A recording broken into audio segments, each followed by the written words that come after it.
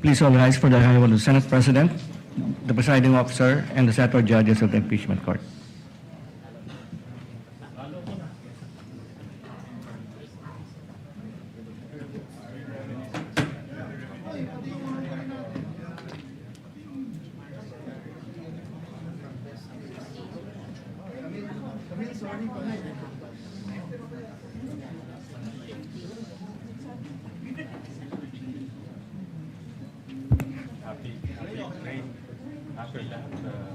Happy lahat Wednesday na.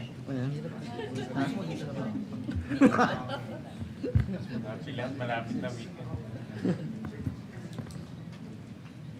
The Sergeant at Arms is directed to make a proclamation. All persons are commanded to keep silent under pain of penalty while the impeachment court is in session for the trial of Vice President Sara Duterte. The impeachment trial of Vice President Sara Duterte is hereby called to order. We should be led in prayer by Senator Judge Mark Villar.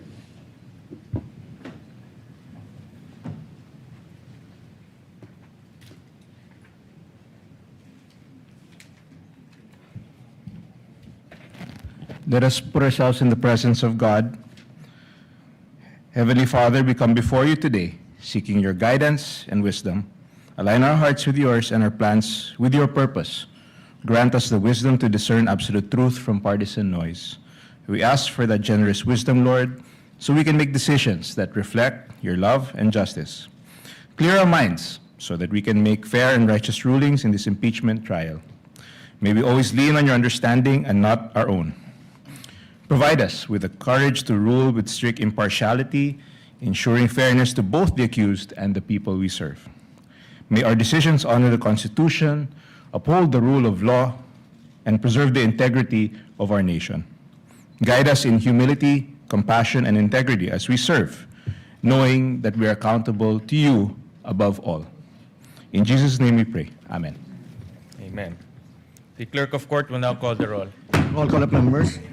Senator Judge Aquino, Senator Judge Cayetano Alan, Senator Judge Cayetano Pia, Senator Judge De La Rosa, Senator Judge Ejercito, Senator Judge Estrada, Senator Judge Go, Senator Judge Ontiveros, Senator Judge Lacson, Senator Judge Lapid, Senator Judge Legarda, Senator Judge Marcoleta, Senator Judge Marcos, Senator Judge Padilla, Senator Judge Pangilinan, Senator Judge Soto III, Senator Judge Tulfo Erwin, Senator Judge Tulfo Rafi, Senator Judge Villanueva, Senator Judge Villar Camille, Senator Judge Villar Mark, Senator Judge Zubiri, the presiding officer, Senator Judge Escudero, the Senate President, Senator Judge Gatchalian. With 17 senator judges present, the chair declares the presence of a quorum.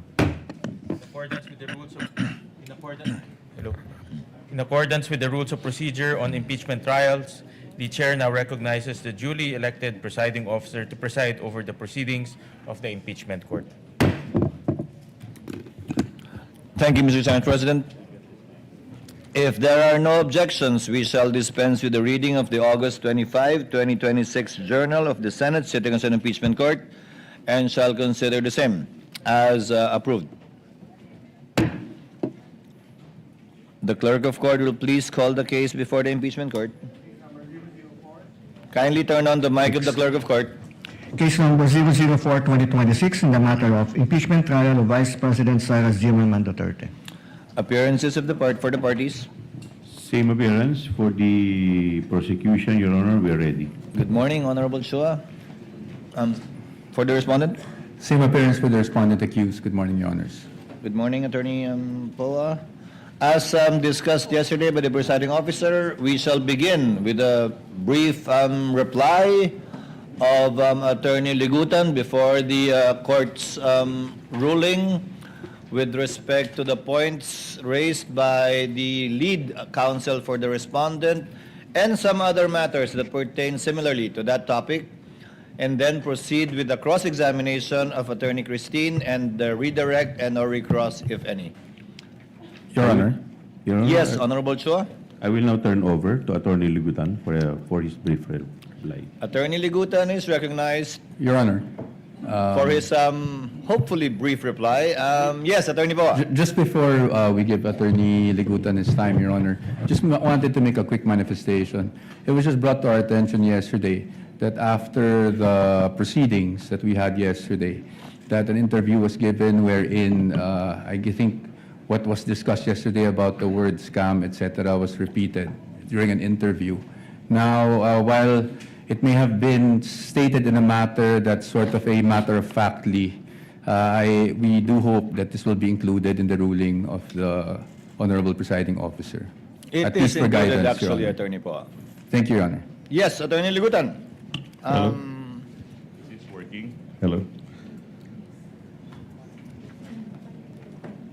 You are recognized, sir. You may proceed when you're ready with respect so to much. your, shall It's I call brief. it, counter manifestation. It is brief, Your Honor. Thank you, Attorney Ligutan. You may proceed. A teacher, a lawyer, a rule on cross-examination, a Facebook post. How did we get here? Last August 12, before trial was adjourned, it was a Wednesday. Out of the blue, the defense made a manifestation, or should I say, a big issue of my Facebook post earlier that morning. My post reads,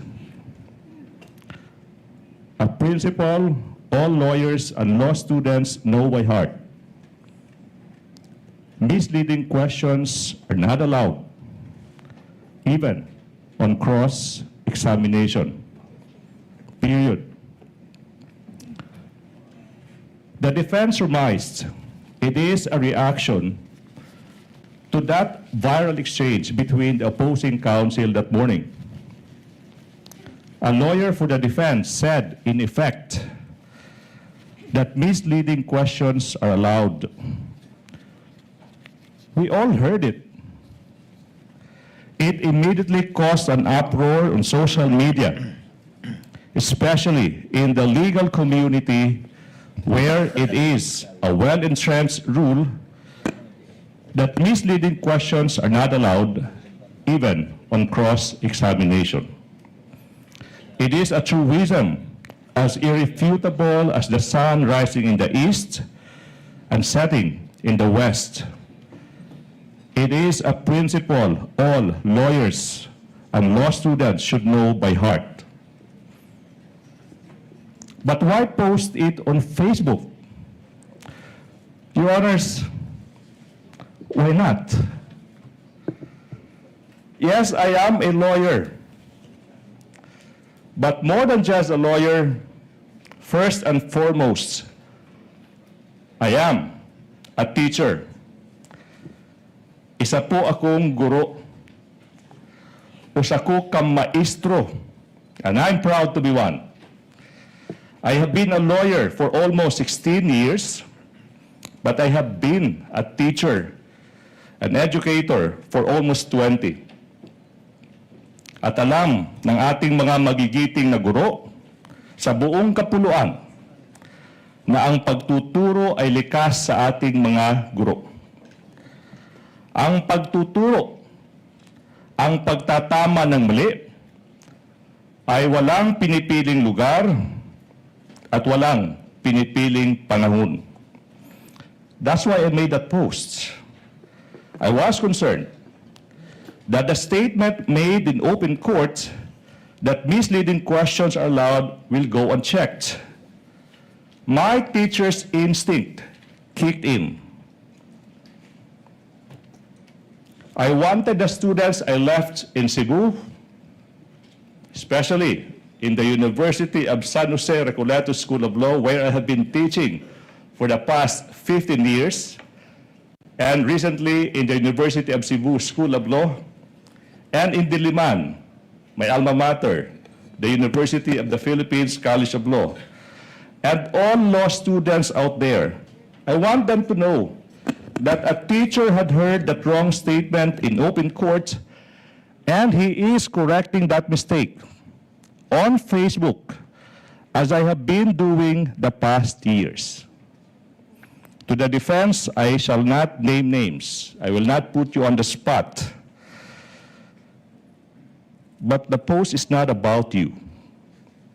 It's not personal. It is about the law that we all adhere to. It is about what we teach the public who are watching our trial. Correcting a mistake is never wrong. Doing it while a hearing is ongoing online does not make it not right.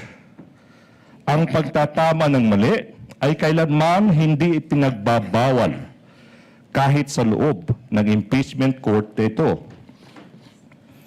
Now the defense said they found it troubling or in bad taste for a prosecution lawyer like me to, quote, do this, unquote, in the middle of a courtroom hearing. But do what? Correct a wrong? On the contrary, Your Honors, what is more troubling is for the defense not to admit their mistake and instead call out a lawyer, a teacher, who just stated what is correct in his own time and in his own Facebook account. What is troubling is if we turn a correction of a mistake by one side into a shield from fair criticism for the other. Now the defense is asking this court to act on my post. It is elevating it to a serious courtroom violation. But what did I violate? I did not discuss the merits of the case. I did not discuss the strength or the weakness of the oral arguments or evidence of either side. I only stated, without mentioning any name, using the most neutral of font color and background, black and gray, without adding any emoticon, without splicing anything. What the rules of procedure simply provide, that misleading questions are not allowed, even on cross-examination. Your Honors, we in the prosecution also have rights. I, for one, did not surrender my freedom to teach and to enlighten when I decided to participate in this trial. Patuloy po ako magiging guro kahit sa loob ng impeachment court na ito. Lastly, Your Honors, the defense mentioned humility. That I should have been humble enough not to post that now viral statement. Your Honors, being a provinciano from Leyte, Samar, and Cebu, and coming from a middle-income family born without a famous family name, who had to compete for his spot in this capital, I know a thing or two about humility. The defense cannot lecture me on humility. If there's somebody who needs to be reminded about humility, it's them, the defense. It is the opposite of humility.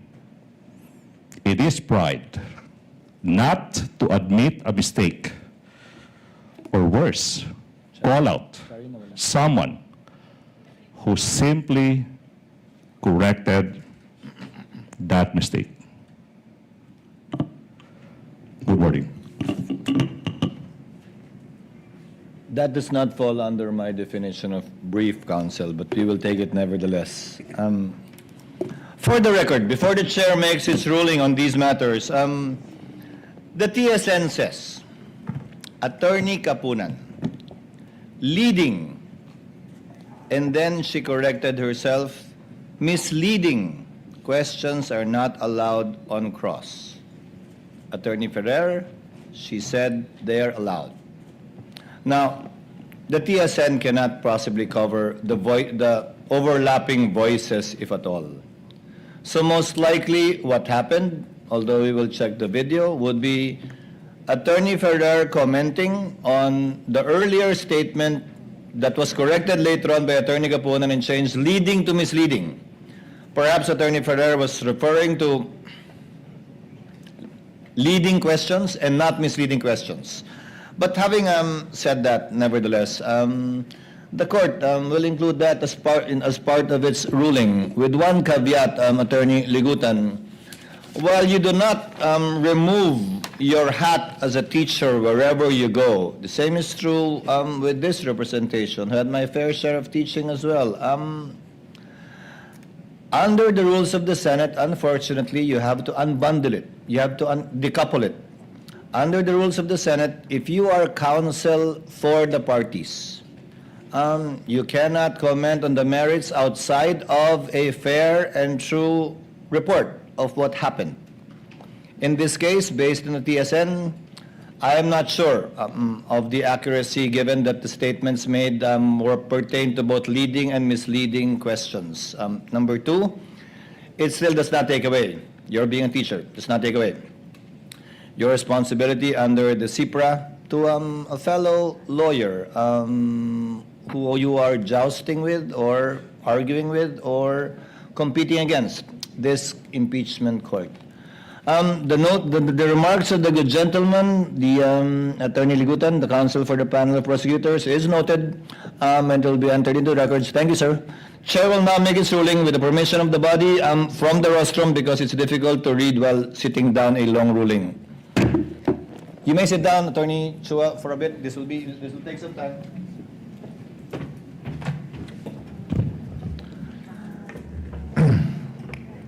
With the permission of the Senator Judges. The Chair wishes to address certain matters as it is necessary to protect the integrity of this trial.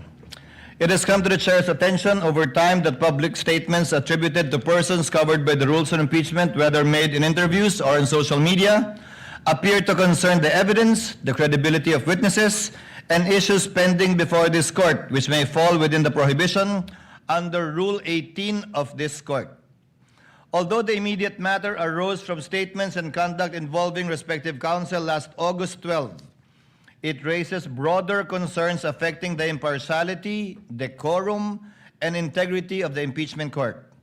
Before imposing or enforcing standards of restraint upon the parties and their own counsel, the court must first look inward and put its own house in order.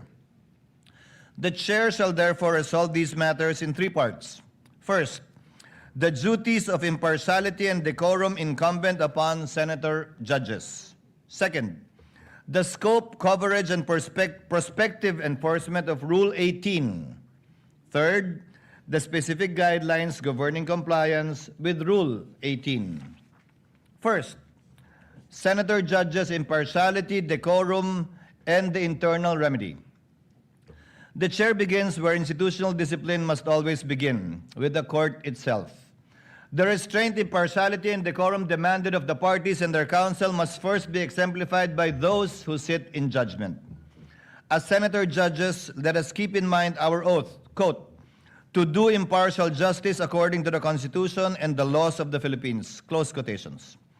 And the requirement under Rule 3 of the Rules of Impeachment to observe political neutrality therein defined as, quote, the exercise of a public's official duty without unfair discrimination and regardless of party affiliation or preference. The Chair likewise cites the relevant provisions of the 2025 Code of Judicial Conduct and Accountability, or CIPRA, on impartiality and the sub judice rule. Canon 3, Section 10 provides, quote, during the pendency of a case, a judge shall not knowingly make any comment in and out of court that could reasonably be expected or perceived to affect its outcome, impair the fairness of the process, or diminish the public's confidence in the court's impartiality. Canon 4, Section 24 provides, quote, "A judge shall not engage or use any form of expression which tends to violate or has the effect of violating the sub judice principle, provoke or inflame divisive and contentious issues of public concern, or project an image not compatible with the dignity of their position." Taken as a whole, these principles remind us of our duty to preserve the impartiality of this court and the fairness of these proceedings. As the court said in People v. Court of Appeals, GR number 118882, this court has repeatedly and consistently demanded, quote, "the cold neutrality of an impartial judge as the indispensable imperative of due process. Judicial proceedings are not orchestrated plays in which the parties are supposed to make motions and reach the denouncement according to a prepared script. There is no writer to foreordain the ending." Close quotation. Also in Berso versus Rabe, AM number RT 21010, a judge must not only be impartial, but must also appear to be impartial, as an added assurance to the parties that his decision will be just.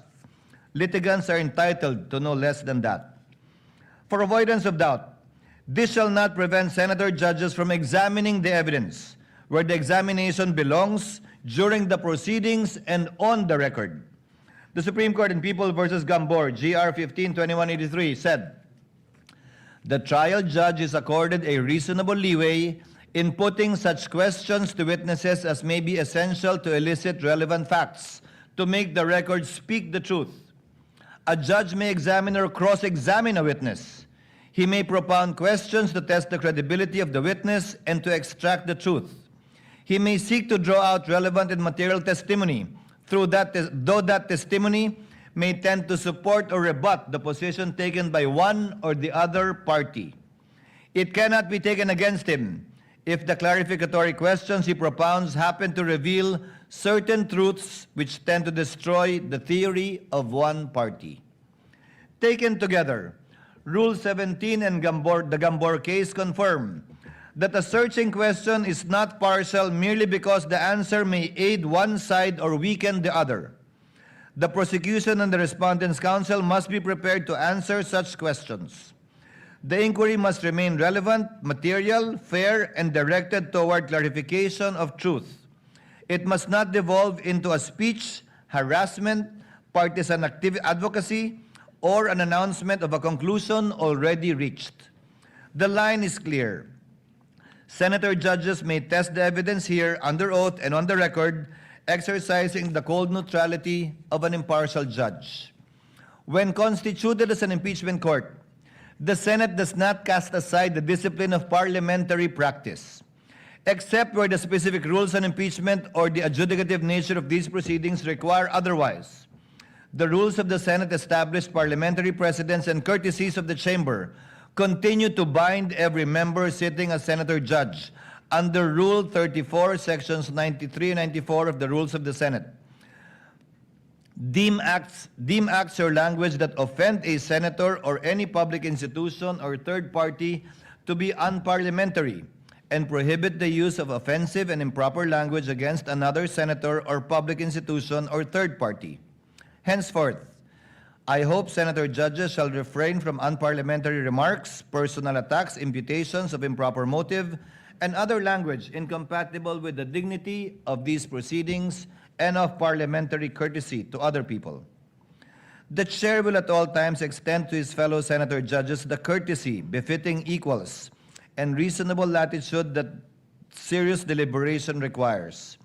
Differences in judgments and vigor in debate are to be expected and shall, as far as practicable, be met with patience, flexibility, and respect.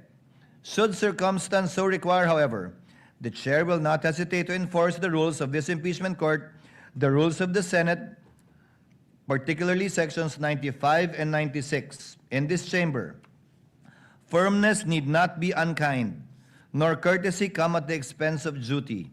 Both serve the same end, the fair and honorable administration of justice. Further, where a senator judge is alleged to have violated the impeachment oath, Rule 3, Rule 18, or any other applicable rule of the Senate. An available institutional remedy within the Senate is the filing or referral of an ethics complaint to the Senate Committee on Ethics and Privileges in accordance with the internal rules of the Senate. Under Rule 10, Section 1316 of the Rules of the Senate, the Committee on Ethics has jurisdiction over all matters relating to the conduct, rights, privileges, safety, dignity, integrity, and reputation of the Senate and its members. Any disciplinary action remains for the Senate to determine under Article 6, Section 16.3 of the Constitution and applicable rules. This shall not be a proper subject matter to be taken up within this impeachment court so as not to divert the attention from the impeachment trial against the respondent in this case. Accordingly, the chair reminds all senator judges, first, to observe the impartiality and political neutrality required by their oath and the rules. Second, to observe the parliamentary rules, precedents, and courtesies of the Senate and refrain from unparliamentary, offensive, or improper remarks. Third, to exercise their authority under Rule 17 to question witnesses, prosecutors, and counsels for the respondent and the prosecutor during the proceedings on the record instead of through commentaries in social media. Second ruling, Rule 18, scope, coverage, and prospective enforcement. Note on the statement, prospective enforcement. Having addressed the conduct expected of senator judges, the chair now turns to Rule 18 and the persons expressly covered by it. The chair makes this ruling not only in response to the manifestation and motion made by counsel for the respondent, Attorney Sheila Season, on August 12, and after due consideration of Attorney Ligutan's explanation, but also on the basis of the chair's independent findings of seeming violations of Rule 18. These incidents come after the chair's earlier advice to both panels to designate the respective spokespersons so that the necessary and appropriate communications may be made within the limits prescribed by the rules. Since that advice has not been fully observed, the chair now finds it necessary to restate and strictly enforce those restrictions. Article 18 of the Rules on Impeachment provides, the presiding officer, the members of the Senate, shall refrain from making any comments and disclosures in public pertaining to the merits of a pending impeachment trial. The same shall likewise apply to the prosecutors, the person impeached, and their respective counsel and witnesses. This rule exists to balance the public's right to information on matters of public concern with the need to protect the integrity of the proceedings from public prejudgment. The rules of court apply only suppletorily to these proceedings. When the rules on impeachment expressly and specifically govern a matter, they control. Since Rule 18 directly governs public comments and disclosures pertaining to the merits of the pending impeachment trial, it is for this court, in the exercise of its authority and sound discretion, to determine whether a particular statement violates that rule. Henceforth, with respect to prior statements or conduct covered by Rule 18, the court shall extend grace, exercise liberality, and wipe the slate clean, tabula rasa, so to speak. From this point forward, however, Rule 18 shall be strictly enforced and be given full force and effect. Accordingly, the chair hereby strictly enjoins all persons covered by Rule 18. You know who you are, and based on the records, we know who you are. From making public statements or otherwise discussing, sharing, or endorsing comments pertaining to the merits of this pending impeachment trial, and from engaging in trial by publicity, as they directly threaten the independence of the court, degrade the dignity of the tribunal, and risk turning it into a circus, and weaponize the media to substitute public outrage or actual evidence. We are in receipt of the appearances of the parties. So, ang covered po ng Rule 18 would be all those who appeared, both from the panel of prosecutors and the counsel for the panel of prosecutors. Chair earlier reminded the parties, designate a specific spokesperson. Wala pong problema kung hindi naman siya kasama sa panel. Walang problema kung hindi siya kasama sa counsel for the panel of prosecutors. The spokespersons are free to say whatever they want to say, but not, and there are limitations insofar as the panel of prosecutors and the counsel for the panel of prosecutors is concerned. Clearly, up to today, the spokesperson of both parties are still part of the counsel for the parties. some with more violations than others. So without enumerating the councils where this rule applies, I think you know who you are, given the entries of appearance you've already made. These restrictions apply with particular force not only to counsel for the parties but also to us, senator judges, and all other persons whose public statements are governed by Rule 18. Rule 18 makes specific mention of the respondent. It does not make mention of the complainants in this case, given the public nature of this case. So outside of the senator judges, outside of the counsels for the parties, particularly mentioned would be the respondent herself, as well as the witnesses called. Third ruling, guidelines for compliance with Rule 18. To ensure a common standard, the chair now states the guidelines governing compliance with Rule 18. That line is crossed when a public comment by any person covered by Rule 18 falls within the phrase, quote, pertaining to the merits. In this regard, jurisprudence has consistently distinguished matters going into the merits of a case from those which are merely procedural, incidental, or collateral. In De Leon versus Deliana, GR 212277, as a technical legal term, merits has been defined in law dictionaries as a matter of substance in law as distinguished from matter of form, and as the real or substantial grounds of action or defense, in contradistinction to some technical or collateral matter raised in the course of a suit. In Badoy versus Magdoza Malagar, AM number 220916 SC, comments on the merits of the case may refer to the credibility of witnesses, the character of the accused, the soundness of alibis offered, the relevance of the evidence presented, and generally any other comment bearing on the guilt or innocence of the accused. Pursuant to the en banc case of in-rep published threats hurled by attorney De Vera, AM number 011203 SC, number 1, no party shall make public comments, statements, insinuations, or rhetorical questions that, number 1, prejudge the issue to predict the outcome of the trial.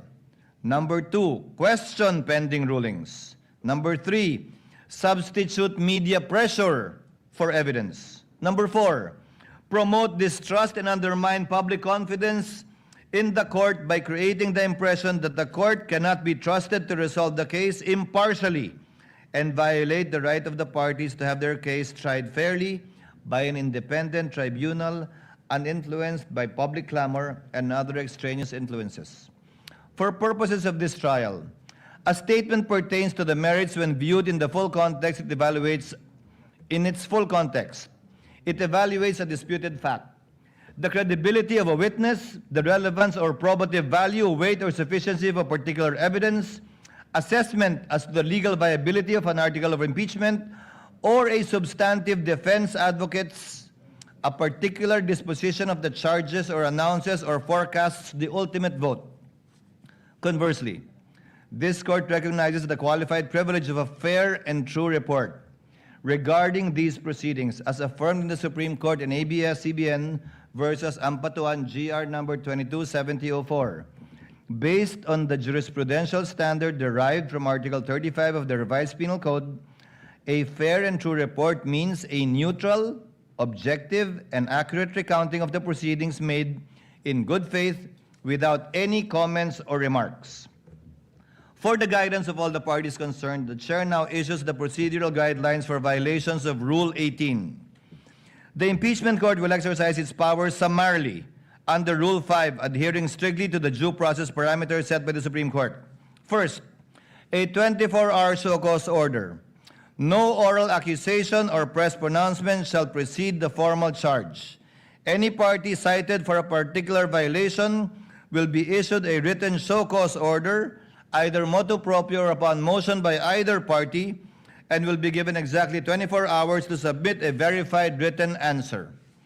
Pursuant to the Supreme Court's en banc doctrine in Zaldivar versus Sandigan Bayan, GR number 79690-707, due process in disciplinary proceedings against lawyers and parties does not require a trial-type formal hearing.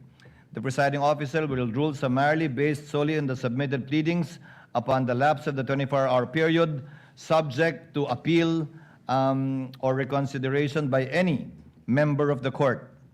Now, the burden of proof pursuant to Stratcom Corp. Versus Etong, GR number 190980, and Webb versus Gatula, GR number 194469, any punitive sanction requires this court to find that, quote, a person's act must be done willfully or for an illegitimate or improper purpose. Thus, the good faith or lack thereof of the person being cited in contempt should be considered. Hence, the contemnor is presumed innocent, and the burden of proving that the contemnor is guilty of contempt lies with the movant. For violations of Rule 18, the court shall follow a two-strike rule. Violations will be met with a strict graduated penalty system. First offense, public reprimand and admonition. The penalty is a severe reprimand and stern admonition in open court, placed permanently on the record as a final warning. Second offense, a monetary fine. The penalty, pursuant to the prescribed ceiling under Rule 71, Section 7 of the court will impose a maximum statutory fine of 30,000 per violation, pesos that is. Furthermore, exercising the court's inherent case management powers under Rule 4, 5, 6, and 8 to preserve the orderly proceedings, the offending lawyer or party may also be subjected to a defined prospective restriction on speaking, objecting, or examining witnesses on the floor. Each subsequent violation of Rule 18 shall be punished the same way as a second offense, third, fourth, so on, with a fine of 30,000 pesos.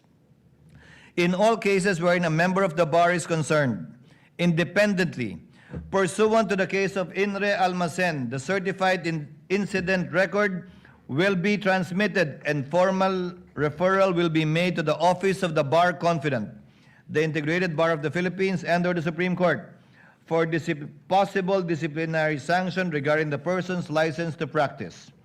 The court also reminds respective counsels of the parties that CIPRA Canon 2, Section 19 prohibits lawyers to comment or publicize opinion pertaining to a pending proceeding in a manner that may cause prejudgment, sway public perception, influence the tribunal, or create a widespread perception of guilt or innocence. CIPRA likewise requires professional responsibility on the use of social media and prohibits the dissemination of false or unverified claims or disinformation. Rule 18 does not, by its terms, cover outside observers or spokespersons who are not counsels of record.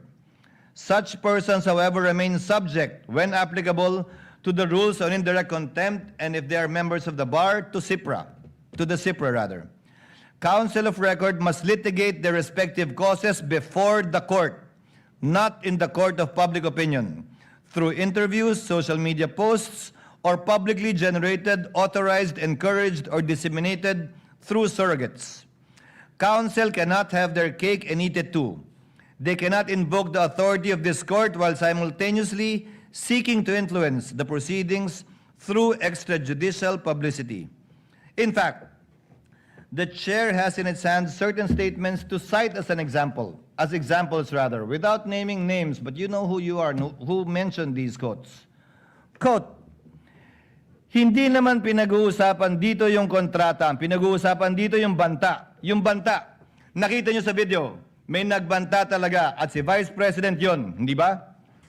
If this was stated by a spokesperson or any third-party observer, it would not have been a problem. But this was stated by a counsel of record. Actually, more specifically, one of the counsels for the private prosecutors. Quote, the country witnessed what I have been saying all along. The complaint is not supported by evidence. An impeachment proceeding should be grounded on credible evidence, not speculation, manufactured narratives, or unsupported allegations. The rule of law depends on facts, not fiction. Quote, meron ba talagang kinausap na mamamatay tao? Meron ba talagang mamamatay tao? Napakaliwanag na ho sa sagot dyan. Meron. Ano ho ang prueba natin? Yung tinatawag na admission against interest ng Vice President.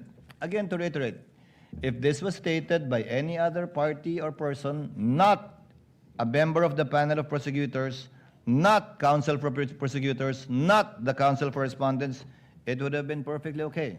But since this was stated by one of those covered by Rule 18, it is covered by Rule 18. Quote, since na-establish na namin yung hinahanap namin doon sa talagang testigo lamang, 3 testigo lamang, finorgo na namin yung ibang mga testigo, na-establish na namin ang gusto namin i-establish sa Article 4. Quote, itong mga bank records don't lie. Hindi na ito pwedeng maspin. Yan at sabihin gawa-gawa lang ng prosecution ng gobyerno. Itong mga usapin na unexplained wealth ng Vice President. Quote, it is clear that the Vice President had a direct hand on this. She signed off to it. No, not just the use, but the way it was liquidated. Quote, yun pong binabanggit ni Attorney Capona na scam. Yun pa rin ho yun. Pagtingin ho namin na inilantad ngayong araw po na ito, yung pagiging scam, iskandalo nitong confidential fund misuse.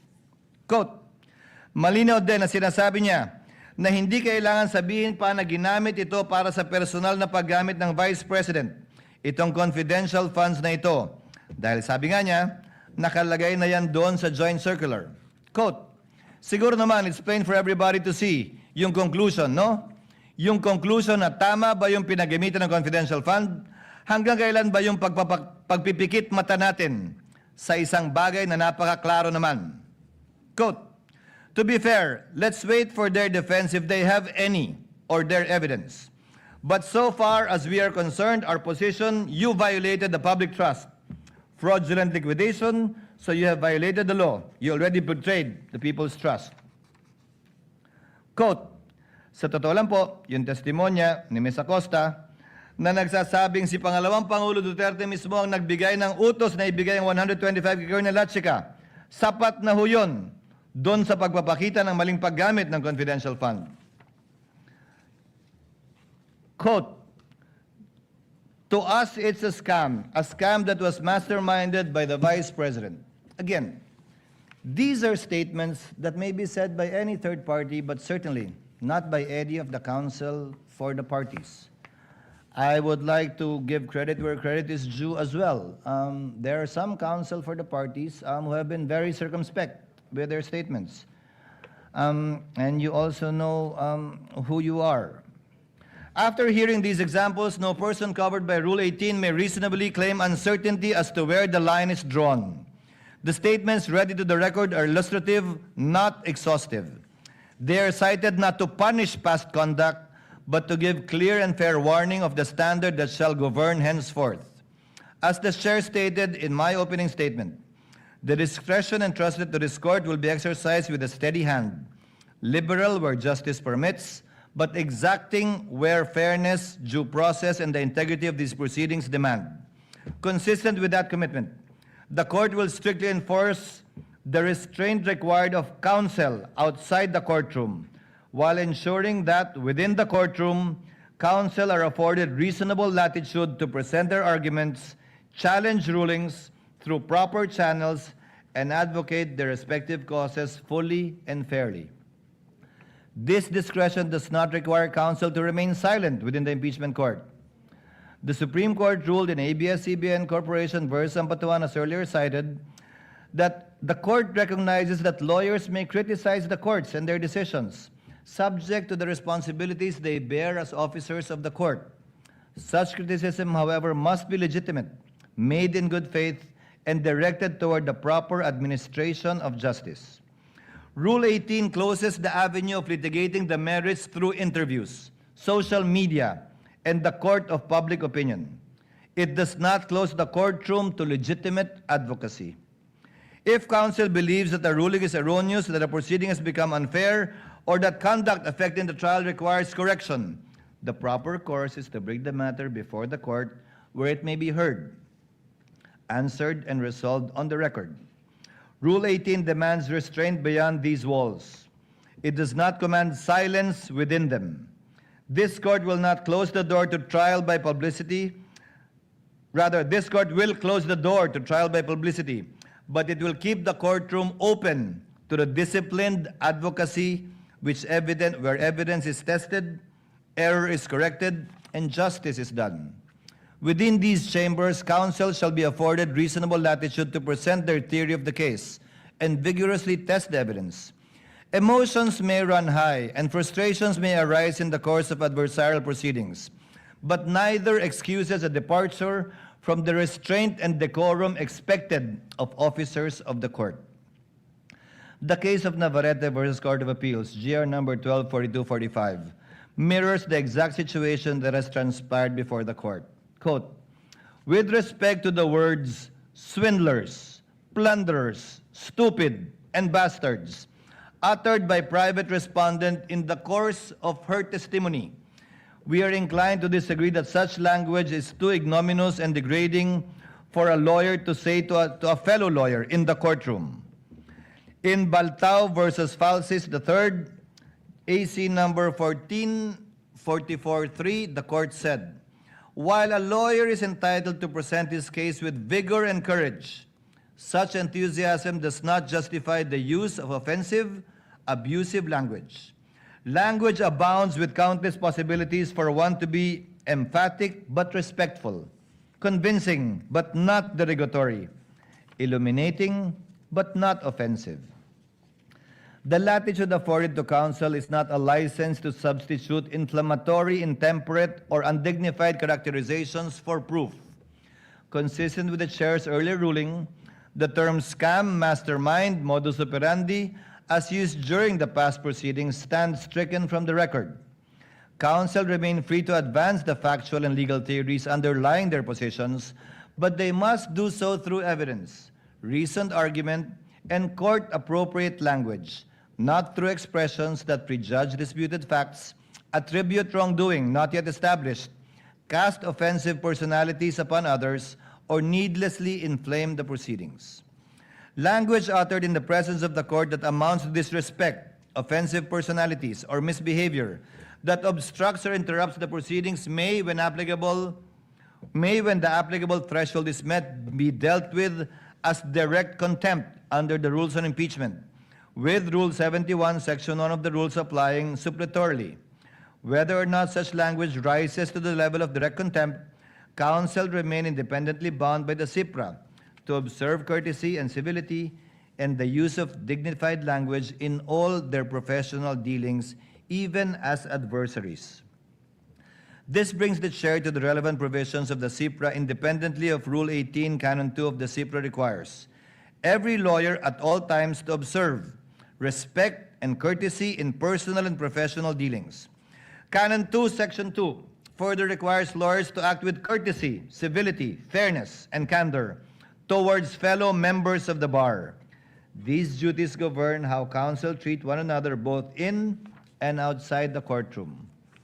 Canon 2, Section 4 likewise requires dignified language in all personal and professional dealings and prohibits abusive, intemperate, offensive, or otherwise improper language, whether oral or written, and whether made through traditional, electronic, mass, or social media.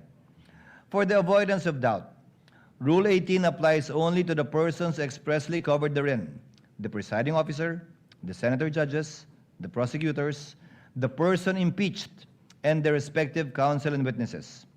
With respect to counsel, Rule 18 applies specifically to those who have formally entered their appearance before the impeachment court. Separately, when a spokesperson is a member of the bar but has not entered his or her appearance, the relevant provisions on indirect contempt under Rule 71, Revised Rules of Court, and when warranted, the CIPRA shall nonetheless apply to said person. In any case, this shall be without prejudice to any recourse to Rule 71, Revised Rules of Court, with respect to any person who may commit indirect contempt against the impeachment court not covered by Rule 18. Accordingly, the chair hereby declares, number 1, directing all persons covered by Rule 18 to refrain from making, sharing, endorsing, or otherwise amplifying any public statement concerning the merits of the pending trial. Counsel for both parties are further directed to observe the applicable provisions of CIPRA. Number 2, reiterates the chair's suggestion that each party consider appointing a spokesperson who is not a member of their legal team, or if they are, for it to be clear to them that these rules shall apply to them, given that they are counsel for the parties strictly. If the parties elect to retain their current spokespersons, the Rule 18 shall be strictly applied as to them. The court further advises respective counsel that the violation of this order may carry a separate form of may carry consequences separate from contempt. Where the same conduct appears to violate SIPRA, the chair may direct the clerk to transmit the certified copy of the pertinent order, transcript, and records to the Supreme Court or the Office of the Bar Confidant for whatever action the Supreme Court may deem proper. Such transmittal is a referral, not a finding or penalty of professional discipline. Disciplinary jurisdiction over members of the bar still remain with the Supreme Court. Further, for avoidance of, again, doubt, a referral through the Office of the Bar Confidant shall not rest on an alleged violation of Rule 18 standing alone. Such referral may concern other conduct outside of Rule 18 unbecoming of a member of the bar. The chair then issues this final warning: on any willful disobedience of this order, it shall be dealt with accordingly henceforth. The ruling prescribes the standards governing future conduct and does not by itself adjudge any identified person guilty of contempt or liable for a professional violation. The chair closes with separate reminders to the prosecution, counsel for the respondent, and senator judges.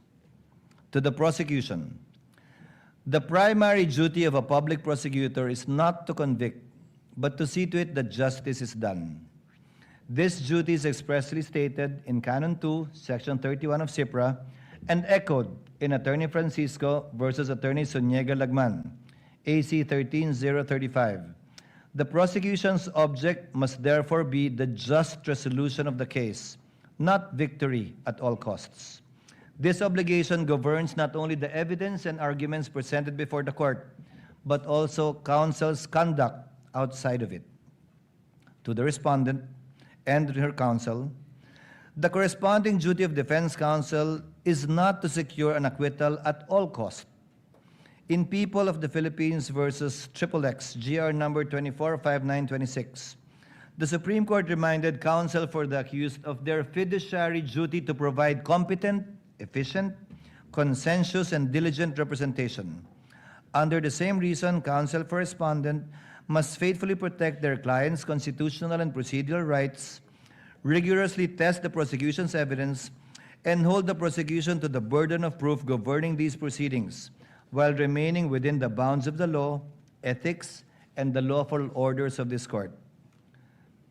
To my fellow senator judges, including this representation, the chair adopts the reminder in Webb versus De Leon, GR numbers 1234 and 1245. Quote, more than convicting the guilty and acquitting the innocent, the business of this court is to assure fulfillment of the promise that justice shall be done and is done, and that the only way for this court to obtain an acquittal, from the bar of public opinion. That obligation rests upon every senator judge to decide solely upon the record, under the Constitution and under our rules, and in a manner worthy of the confidence of the people to whom this court is ultimately accountable. Thank you, and we may proceed with the trial at hand. Sorry, ma'am. Your Honor. Before recognizing the Honorable Chua, Chair would like to instruct the Clerk of Court through the OSA to kindly situate Mr. Ortonio to the witness stand. Yes, Honorable Chua. Your Honor, may I now turn over to the counsel for the prosecution, Attorney May Divina Gracia. Attorney May is recognized, and also, before recognizing Attorney Christine, We will just ask for Attorney Christine Ferrer to be recognized, Your Honor. yes, Attorney Thank you. Christine and Attorney May then. Ginoong Ortonio, kayo po ay patuloy na tetestigo sa ilalim ng nauna niyong panunumpa po. Kung saan nanumpa kayo magsasabi ng katotohanan at pawang katotohanan lamang. Naunawaan po niyan? Yes po, Your Honor. We may proceed now with cross. Attorney Christine, you ready? Your Honor, if I may be recognized. Yes, Attorney May. Your Honor, before the defense counsel proceeds with their cross-examination, the prosecution respectfully moves that the defense be directed to conduct its cross-examination in a non-leading question form, Your Honor. Yesterday, Your Honor, this Honorable Court declared Mr. Ortonio a hostile witness pursuant to Rule 132, Section 13 of the Rules of Court. And in so ruling, effectively, this Honorable Court also declared that the interest of this witness is aligned with the respondent. Now, Your Honor, the permission to conduct the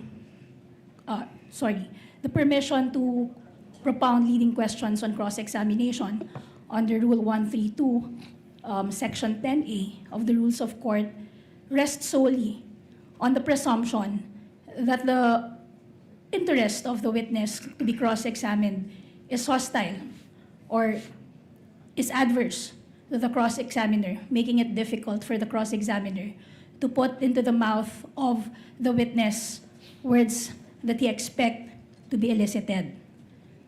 Now, that presumption, Your Honor, has already been overcome by the declaration of this Honorable Court.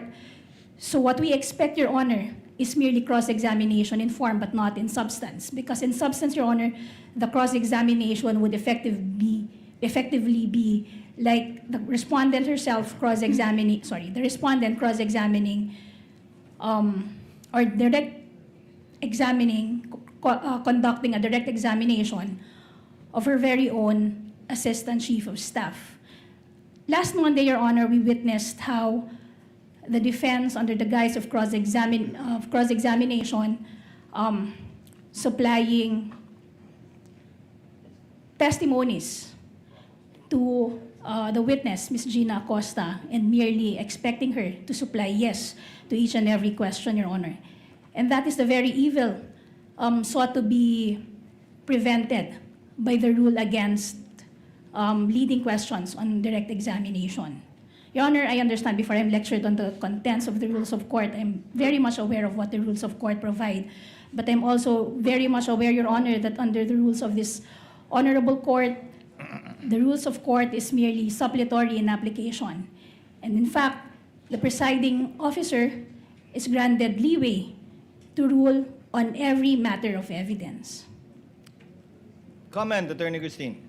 Yes, Your Honor. Rule 132 of the Rules of Court does not convert a hostile witness into as our own witness, Your Honor. So, therefore, we are not obliged to ask direct examination questions, Your Honor. Thank you. If I may, Your Honor. Short reply, and in so replying, Attorney May, kindly cite a legal basis outside of the rules of court, since you said it's not in the rules of court. Your Honor, I'm citing the very own rules of this Honorable Court, saying that the rules of court is merely suppletory in application. And at the end of the day, it will be the presiding officer who will be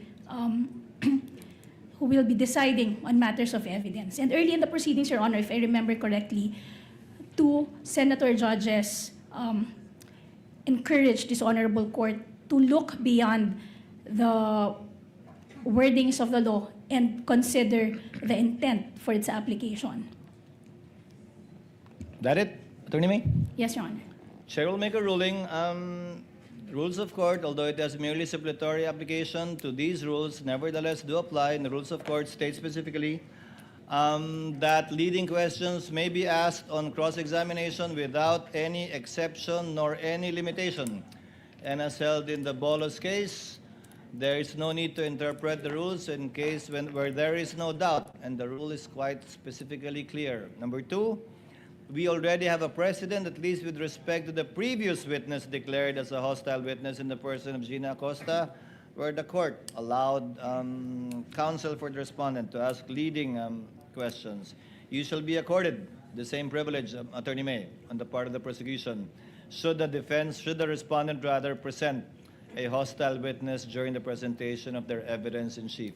The court shall apply the rule equally. So ordered.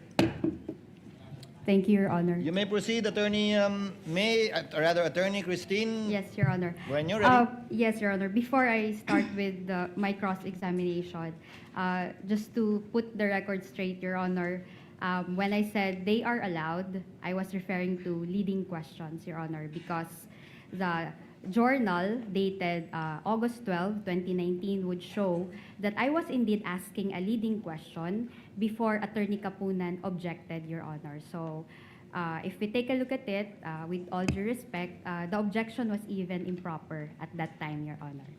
So, but I want that issue to be closed. That was similarly pointed out by the presiding officer, Counsel. Thank you, Your Honor. Sorry, Your Honor, before I proceed, may my colleague be recognized, Your Honor, Attorney Of Kapunan? course, Attorney Lorna. Your Honor, please, first of all, I'd like to commend the presiding justice. Very clear. The ruling on sub judice is very clear, and we will take it with strict compliance, Your Honor. Thank you, Counsel. I'd like to manifest, though, that, again, the statement of counsel is misleading because it was very clear. It was very clear, and the transcripts will show that the immediate phrase which led to my remark was not about leading, it was about misleading, Your Honor. If I heard it, if the whole legal profession heard it, if this courtroom heard it, if the outside audience heard it, then it must be, it is what it is. She had said misleading is allowed, and I responded to that, and I'd like that to be on record, Your Honor. Let us not mislead again this honorable court. Thank you. Your Honor, The chair already made a ruling earlier regarding this matter brought about by the lead counsel. In lieu of that, the chair will simply furnish the parties with a copy of the TSN, wherein, I will quote again for the record, for the last time, and then we proceed with cross. It's already 11. Attorney Kapunan, leading, misleading questions are not allowed on cross. Attorney Ferrer, they are allowed. This is what the transcript says, and it has no reference to Attorney Ferrer stating specifically that misleading questions are allowed. And perhaps the confusion arose with respect to the TSN, again, not being able to capture the perhaps overlapping statements made by both counsels, and we should leave it at that already, counsels, and move on. thank you, Your Honor. So, when you're ready, no more manifestations, Attorney Christine? None, Your Honor. We will Proceed just, to cross. Yes, proceed to cross. Attorney May, you shall be the counsel for the prosecution. Yes, Your Honor. Okay, you may proceed, ma'am, when you're ready. Good morning, Mr. Ortonio. Good morning, Ma'am Maing Buntag. Earlier, you said or you confirmed that no PFP or the no PFP was attached to the August 2022 letter request of the OVP to the DBM. Do you remember that? Yes, ma'am. That's correct, ma'am. Okay. And the reason for this was because at that time, it is not being required by the joint circular to attach the PFP to that letter. Based on my understanding, ma'am, attaching the PFP is not required to the letter request, ma'am. Thank you. Nonetheless, when the DBM asked for documents in response to that request, you complied and submitted documents, correct? Yes, that's correct, ma'am. And you submitted those documents through your letter dated September 9, 2022. Yes, through our transmittal letter to the DBM. Thank you. And the DBM, in fact, accepted your subsequent transmittal. Yes, that's correct, ma'am. And the DBM did not say that those documents which you transmitted on September 9, 2022 were not compliant with the joint circular or with the law. We did not receive any comment, ma'am, regarding the submitted PFP. And the DBM, in fact, did not reject your submission. No, ma'am, we did not receive any comment from the DBM. And you confirm also that, you will confirm also that the DBM even recommended the approval of your request to the Office of the President after your submission of those documents, correct? Yes, ma'am, that's correct, ma'am. And your request for additional budget was actually approved by the Office of the President. That's correct, ma'am. And in the process of approving your request for additional budget, no issue whatsoever was raised by either the DBM or the Office of the President regarding the documents that you submitted. We did not receive any comment regarding the submissions that we've made. Thank you.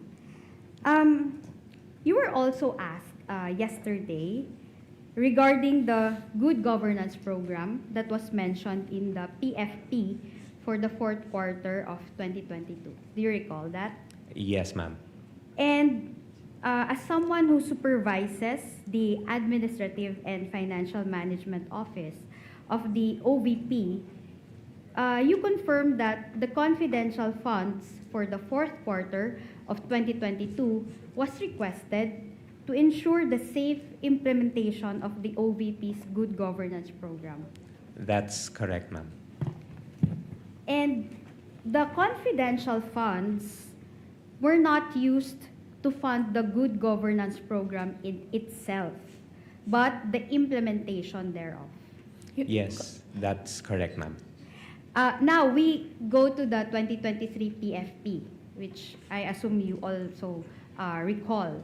The 2023 PFP indicated that the phrase socio-economic program delivery instead of good governance program. Do you recall that? Yes, ma'am. And the socio-economic program delivery is a program of the OVP for the 2023. Yes, yun po yung parang encompassing program title for all the projects of the OVP For the year 2023. for the year 2023. Again, the confidential funds for the year 2023 were not used to fund the Objection. socio-economic program itself. This time, Your Honor, I will have to object. Not yet done, Your Honor, with Not yet? question. Yes. Kindly finish your question, Counsel. Yes, Your Honor. The confidential funds for the year 2023 were not used to fund the socio-economic program itself, but the safe implementation thereof.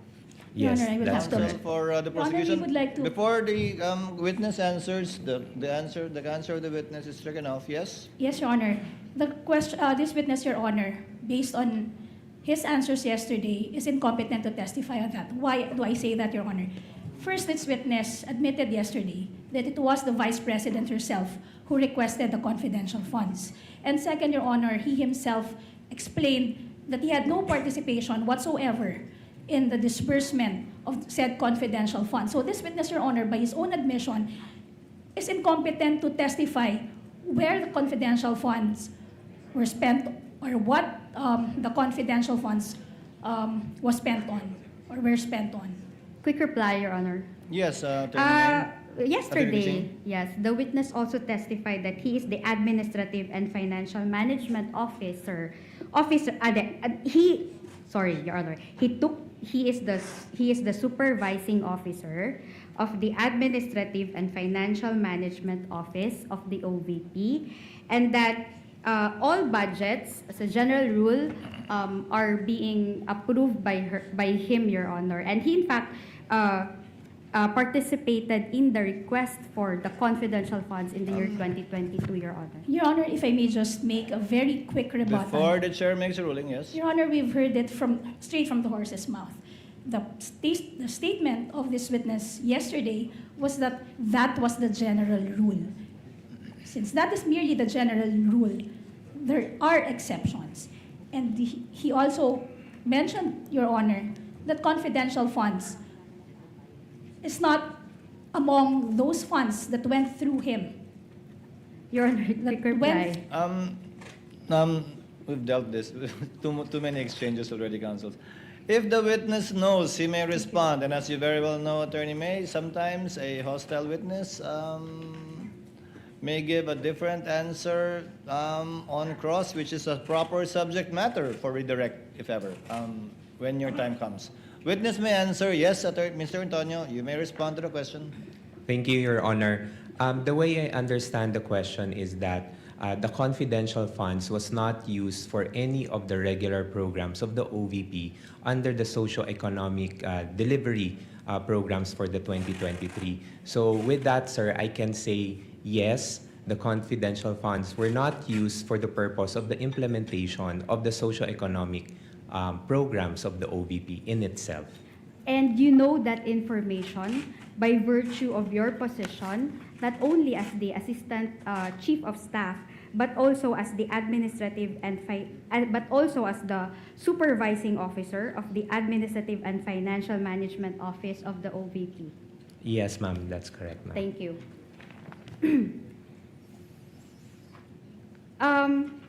The socio-economic program can be found in the 2023 General Appropriations Act.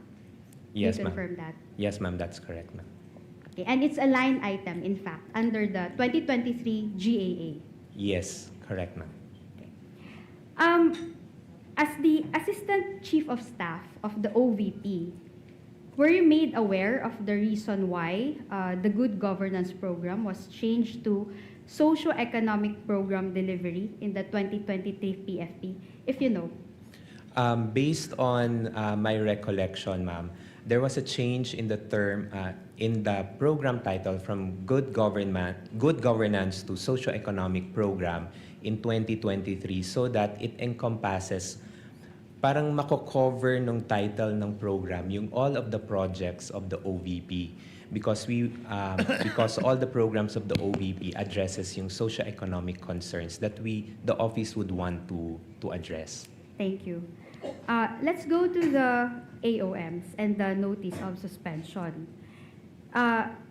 You testified that as the Assistant Chief of Staff, you drafted and signed the replies to the AOMs received by the Office of the Vice President for the fourth quarter of 2022, as well as the first to third quarters of 2023. Do you confirm that? Yes, that's correct, ma'am. And you also signed the OVP's response and supplemental response to the notice of suspension dated December 13, 2023, relative to the fourth quarter relative to the confidential funds for the fourth quarter of 2022. Do you confirm Yes, that? that's correct, ma'am. I'm one of the signatories. And because of that, you have studied all of the AOMs as well as the notice of suspension. Yes, that's correct, ma'am. The AOMs sought clarification on the liquidation documents of the OVP, correct? Yes. The AOMs and the notice of suspension did not contain the phrase, if you recall, did not contain the phrase misuse of funds, if you can recall.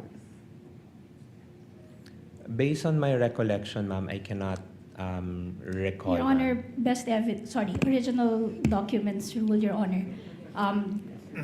Your Honor, and Well, I know the, Your Honor, I know the, Counsels, we can move on because before your objection, witness already said that he cannot recall, so move on, Attorney Christine. thank you, Your Honor. Okay, and in that, in those AOMs, can you recall if there was any finding of misuse of funds? Already asked and answered, Your Honor. I'm asking about findings, Your Honor. Witness may answer. She's asking about findings, Counsel.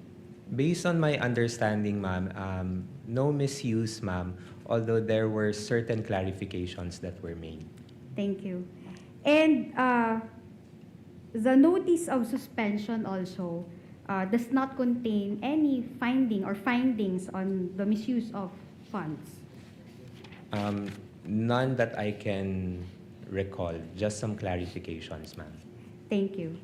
And the AOMs and the notice of suspension were not final findings of the COA-ICFAO when it comes to the confidential funds of the OVP. Do you confirm that? Yes, ma'am. That's my understanding, ma'am, na once we receive the AOMs, we are given the opportunity to send our comments. Thank you. In fact, if you know, there is a pending motion for reconsideration before the Commission proper relative to the notice of disallowance covering the confidential funds for the fourth quarter of 2022, if you know. Objection, Your Honor. Before That you was- answer, Attorney May? Your Honor, that's no longer covered by the direct examination. The rule for the cross-examination of hostile witnesses under Rule 132, Section 13 is different, Your Honor. What can be covered on cross-examination of a hostile witness are only those matters that were covered on direct examination. At no point was a mention of petition for review ever made during direct examination. The court will give counsel sufficient leeway on cross. The court will also like to find out about this petition for review, which was discussed with the witness Gina Acosta. Witness may answer. Sorry, again, ma'am, the question, ma'am. Yes, I'll repeat my question. If you know, there is a pending AR on the note, there is a pending motion for reconsideration of the notice of disallowance covering the confidential funds for the fourth quarter of 2022. Yes, ma'am. Misleading, Your Honor. Your Honor, move to strike, Your Honor, because I wasn't given enough opportunity, Your Honor. Would Enough the time. witness kindly wait just for a few seconds before answering?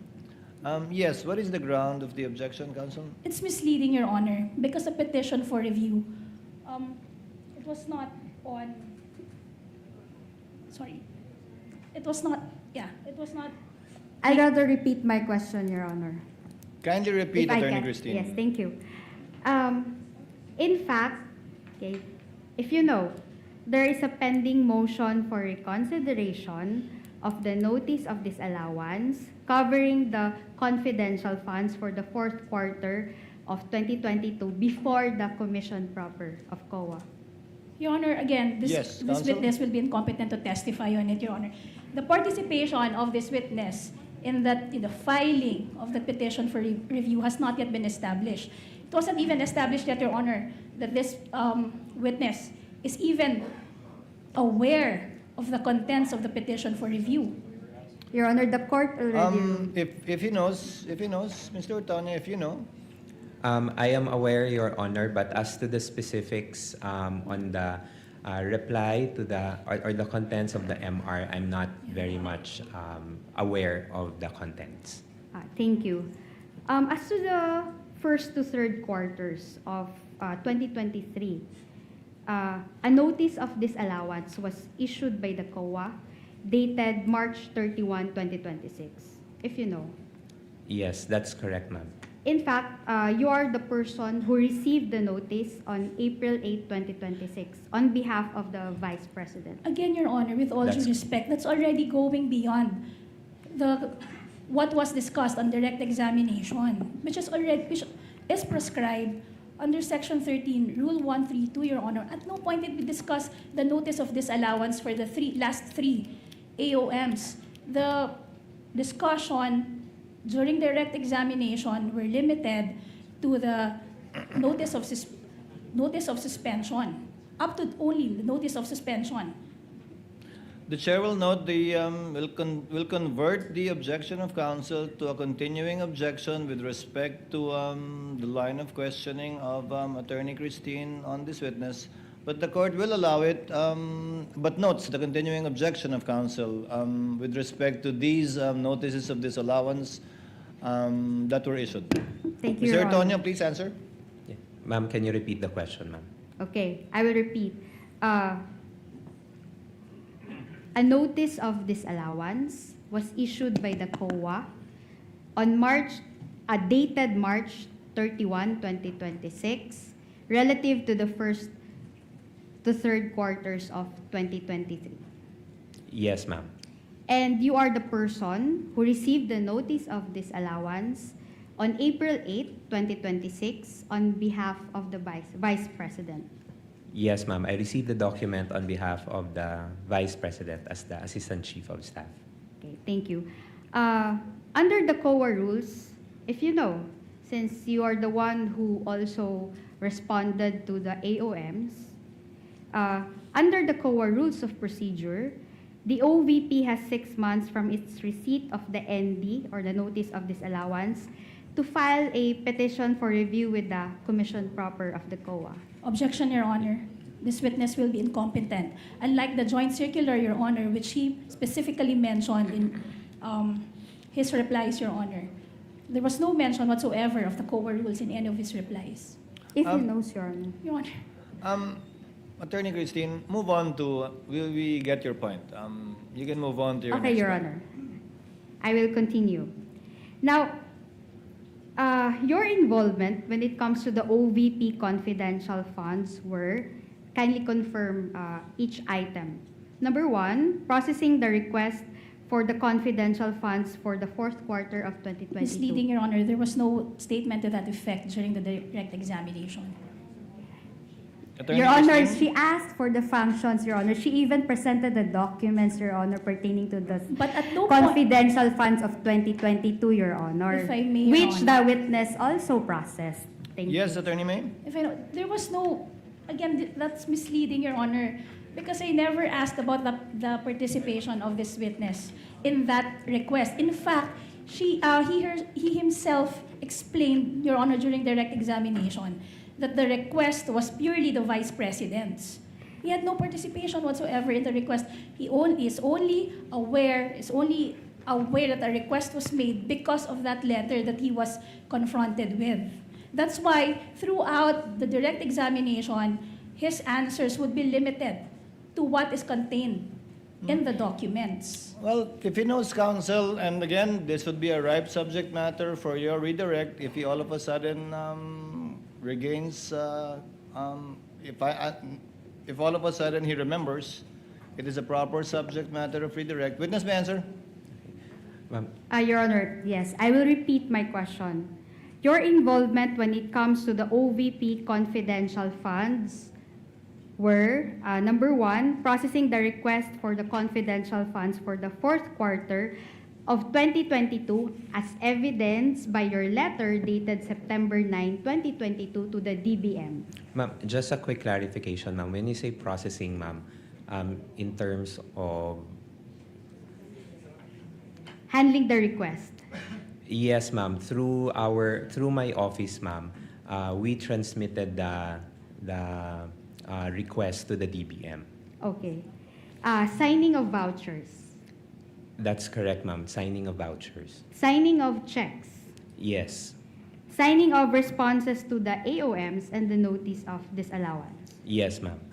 And acting as liaison when it comes to the submission of the liquidation documents to the ICFAO. Yes, ma'am. Okay, thank you.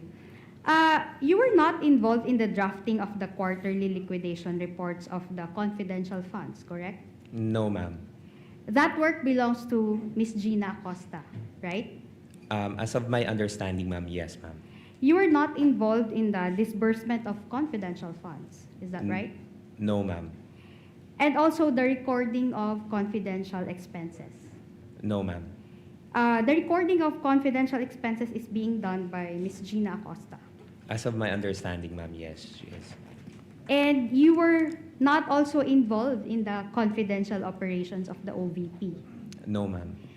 And you have not met any of the confidential informants of the OVP. No, ma'am. Neither did Ms. Gina Acosta meet any of them, if you know. That I would have no not personal knowledge, ma'am. Okay, thank you. As far as you know, the confidential informants only liaise with Colonel La Chica, if you know. That is of my understanding, ma'am. And the reason being is that the information as to the identity of the informants is classified and sensitive under the joint circular, specifically item 3.28. Objection, Your Honor. This witness has already repeatedly testified that he had no participation in the disbursement of the confidential funds, Your Honor. And yet, defense counsel, with all due respect to her, keeps on propounding questions related to the disbursement. And this answer, counsel, will always be in the negative because he has been consistent in regard to not having any participation with the disbursement. I think that has been established, Attorney Christine, that he has no participation in the disbursement. Actually, Your Honor, my question was not about the disbursement, Your Honor. If I can repeat it, Your Kindly Honor. repeat the question, Yes, thank Attorney you. You answered earlier that as far as you know, the confidential informants only liaise with Colonel La Chica. That was your answer earlier. And the reason being, okay, if you know, is that the information as to the identity of the informants is classified It's and the same sensitive banana, Your Honor. under the JC. Can I just finish my question, Your Honor? Finish the question, Counsel. Yes.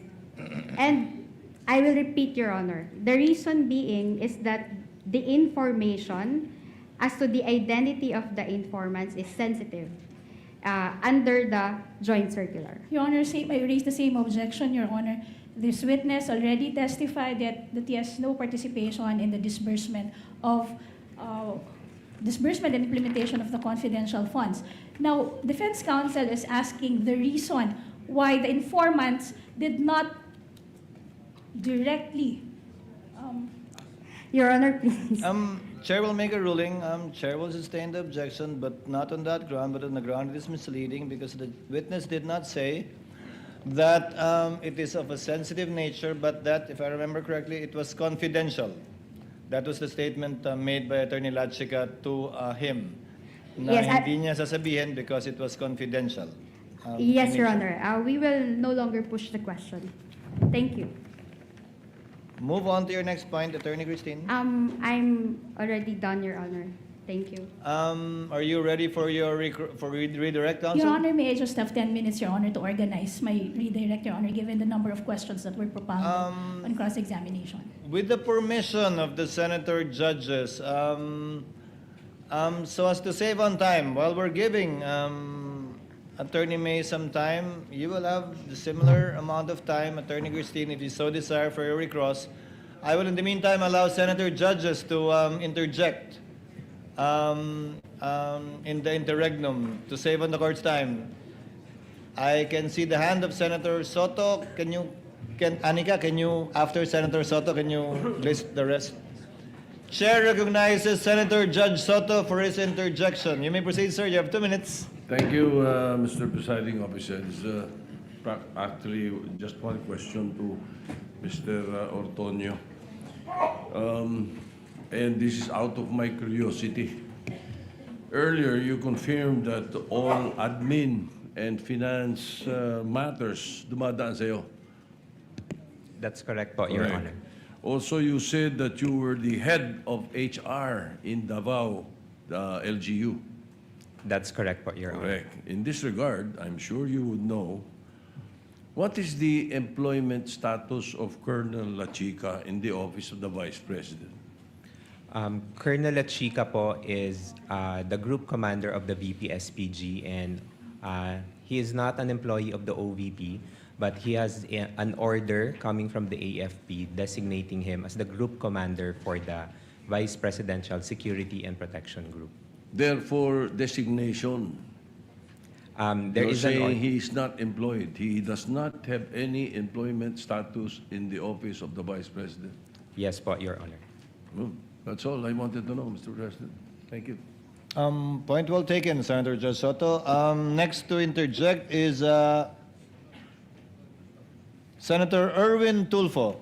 You may proceed, sir. You have 2 minutes. Thank you, Mr. Presiding Officer. Ginoong Testigo, nabasa niyo po ba na mabuti at naintindihan ang nilalaman ng Joint Memorandum Circular, sir? Good morning, sir. Yes, Your Honor, I was able to read it, and based on my understanding, I was able to understand the contents of the JMC. Nung kayo po ay pinadalahan na ng Notice of Disallowance ng COA, nabasa niyo rin po ba kung bakit kayo po pinadalhan ng Notice of Disallowance? Kailangan niyo pong sagutin yung kanilang AOM. Yes po, for the 2022 and 2023. 2022. So naintindihan po ninyo na sinasabi doon ng COA na while confidential funds allow for the payment of rewards to civilian information, yung COA po has ruled that this cannot be structured as broad distribution of medicines, food, grocery packs, or household goods. And that kung ito po ay reward, dapat po specific targeted financial payouts lamang po at hindi po pwedeng ibili ng mga gamot o ng mga upuan bilang reward. Naintindihan niyo po ba yun? Sir, based on my understanding, sir, that is the initial observation coming from the COA, and we were able to provide comment on that on our replies. Tama. Pero alam niyo po ba ng Office of the Vice President is a civilian office? Ibig sabihin, hindi po sila military, therefore, hindi po sila maaaring mag-possess ng formal national security or law enforcement mandate. Sabi po ng COA guidelines, sir, again, specifically, the operational intelligence gathering is the domain of military, police, and specialized enforcement bodies. Hindi po kasama ang VP, PSPG po roon. Did you know that? Sir, based on my understanding, sir, sa pagkakaintindi ko po sa JMC is that the confidential funds is allowed for civilian agencies, sir, and in coordination with the different law enforcing agencies. Yun po yung pagkakaintindi ko Yun po. po ang pagkakaintindi ho ninyo. Pero iba po yung sinasabi po ng COA sa inyo, kaya po kayo may notice of disallowance. Kaya po sinasabi ng COA at ini-issue po sa inyo formal notice of disallowance na 73.3 million ng OVP December 2022 confidential spending. Yung po ang dahilan na major reason for this allowance was the 24.93 million pesos spent on medicines and 34.857 million spent on various goods were improperly categorized under the guise of intelligence rewards. Alam niyo po ba yun? Kaya pinadalhan po kayo ng COA, sir. Sir, based on what I can recall po, sir, on the notice of disallowance that was sent to our office, what they required, sir, was that the submission of an intelligence report to support the payment of those rewards. So yun po yung pagkakaintindi ko regarding sa letter. So nakita po ninyo na may problem, sir. May problem. Kaya kayo pinagpapaliwanag. There is an issue po, sir, that we needed There's to an comply. issue. Okay. Panghuli na lamang, Mr. Presiding Officer, one last question. So, sino po You may mga proceed. nag-imbento at saan galing yung mga alias po na yun?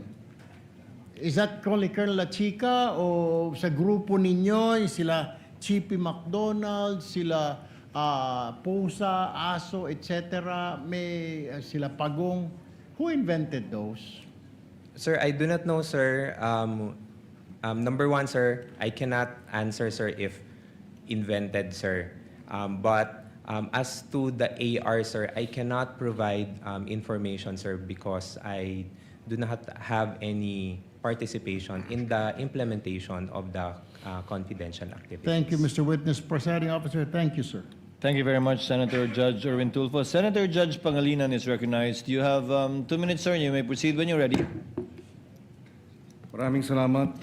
Magandang umaga, Ginoong Ortonio. Good morning, sir. Yes. Pwede nyo bang ipaliwanag yung naging proseso, no?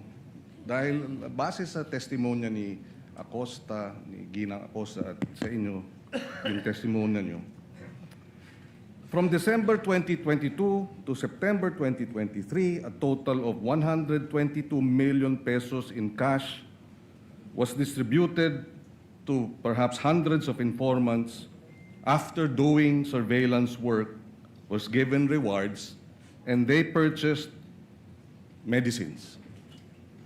Tama po? Based on the information that was shared to me by the security officer, That's sir. correct. Yun yung nangyari. Based on the information, sir. Bakit gamot? Would you know? Sir, I would not know, sir, but although based on the information that was shared to me by the security officer, those were parang yun po yung representation or yun daw po yung inilapit ng mga informants or agents that they needed at the time. Bilang reward. Yes, as a Pero form pera of- ang binigay, sabi ninyo. No? Yes, sir. Pero Based- hindi nyo alam kung talagang gamot ang binili. I would Dahil- have no idea, sir, on the implementation, sir. Dahil walang resibo. Acknowledgement receipt meron. Acknowledgement receipt, sir. You were head of the BAC, no? Bids and Awards. Bids and awards. So committee, familiar sir. ka, pagka regular purchases, dapat may bidding ang medicines. Correct, sir. Di ba? Yes, sir. So, kung yun ang pinaliwanag sa'yo, sa loob ng 9 na buwan, hindi mo ba tinanong o hindi mo ba sinita na dapat pagka medicines, dapat bidding. Kasi ako ang head ng Bids and Awards. Alam ko yan eh. Sir, I was only made aware of the concern regarding the medicines and food supplies, sir, when the when we received the AOM, which was around October of 2023, sir. So that was parang almost 9 months after the 2022 na implementation for the confidential funds. Okay. So, hindi mo alam kung bakit gamot, no? Sinabi lang sa'yo, no? Pero bilang in charge ng financial services, yun na nga, hindi mo rin talaga alam kung yung 122 million ay gamot ang binili. For that purpose, sir, I would have no personal Yes. knowledge, sir. At sa usapin naman ng supplies, sabi, purchase of supplies. Anong supplies yun? Would you know? I do not know of, I'm not familiar, sir, kung ano po yung mga supplies na ni-request. So hindi mo rin po, sir. alam na yung 112 million pesos worth of goods. Anong goods yun? Again, sir, I would have no personal knowledge, sir, on the specifics of the supplies, sir. You know, you have 2 master's degrees. You're a graduate of Ateneo. Would you consider this usual? As far as sa pagkaka... I mean, now that you know, di ba sabi nga nila, hindsight, 2020. Vision is always 2020 in hindsight. So ganitong para sa surveillance, binigyan ng gamot na 122 million, yung mga informant, sila na lang daw ang bibili ng gamot. Is this usual? In terms of using government funds? And you being a BAC head? Based on my understanding po, sir, at saka sa pagkakaintindi ko po, sir, it went through the process that is allowable by law. So It's usual for you.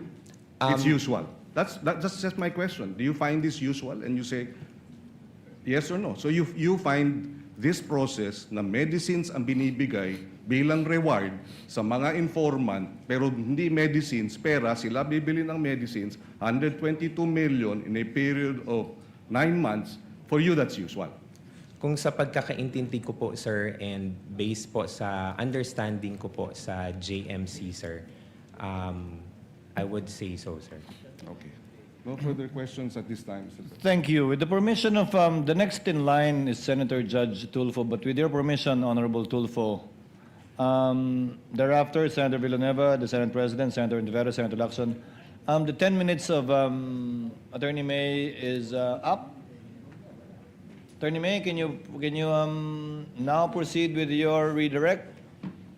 Again, without prejudice, to Attorney Christine asking for a similar time for her recross, should she require it? Good morning Attorney, ulit, you may Mr. proceed when you're ready. Good morning, Mr. Antonio. Good morning, ma'am. Okay.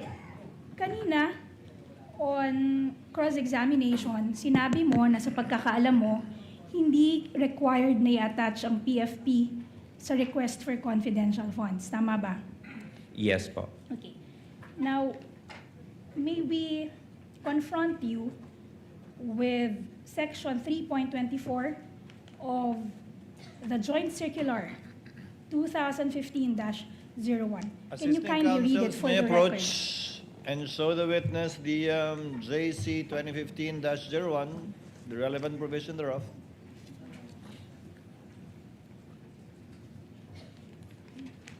Can you kindly read for the record what 3.24 of the Joint Circular states? 3.24 Physical and Financial Plan refers to the plan approved by the head of office in the case of NGAs and LGUs and by the Board of Directors in the case of GOCCs, supporting the request for funds for CE and IE containing the estimated amount per project, activity, and program. Okay. Nabasa niyo po ba yan bago kayo sumagot kanina? Familiar po kayo sa provision na yan? I have to be honest, ma'am, na I cannot remember this one, ma'am. Okay.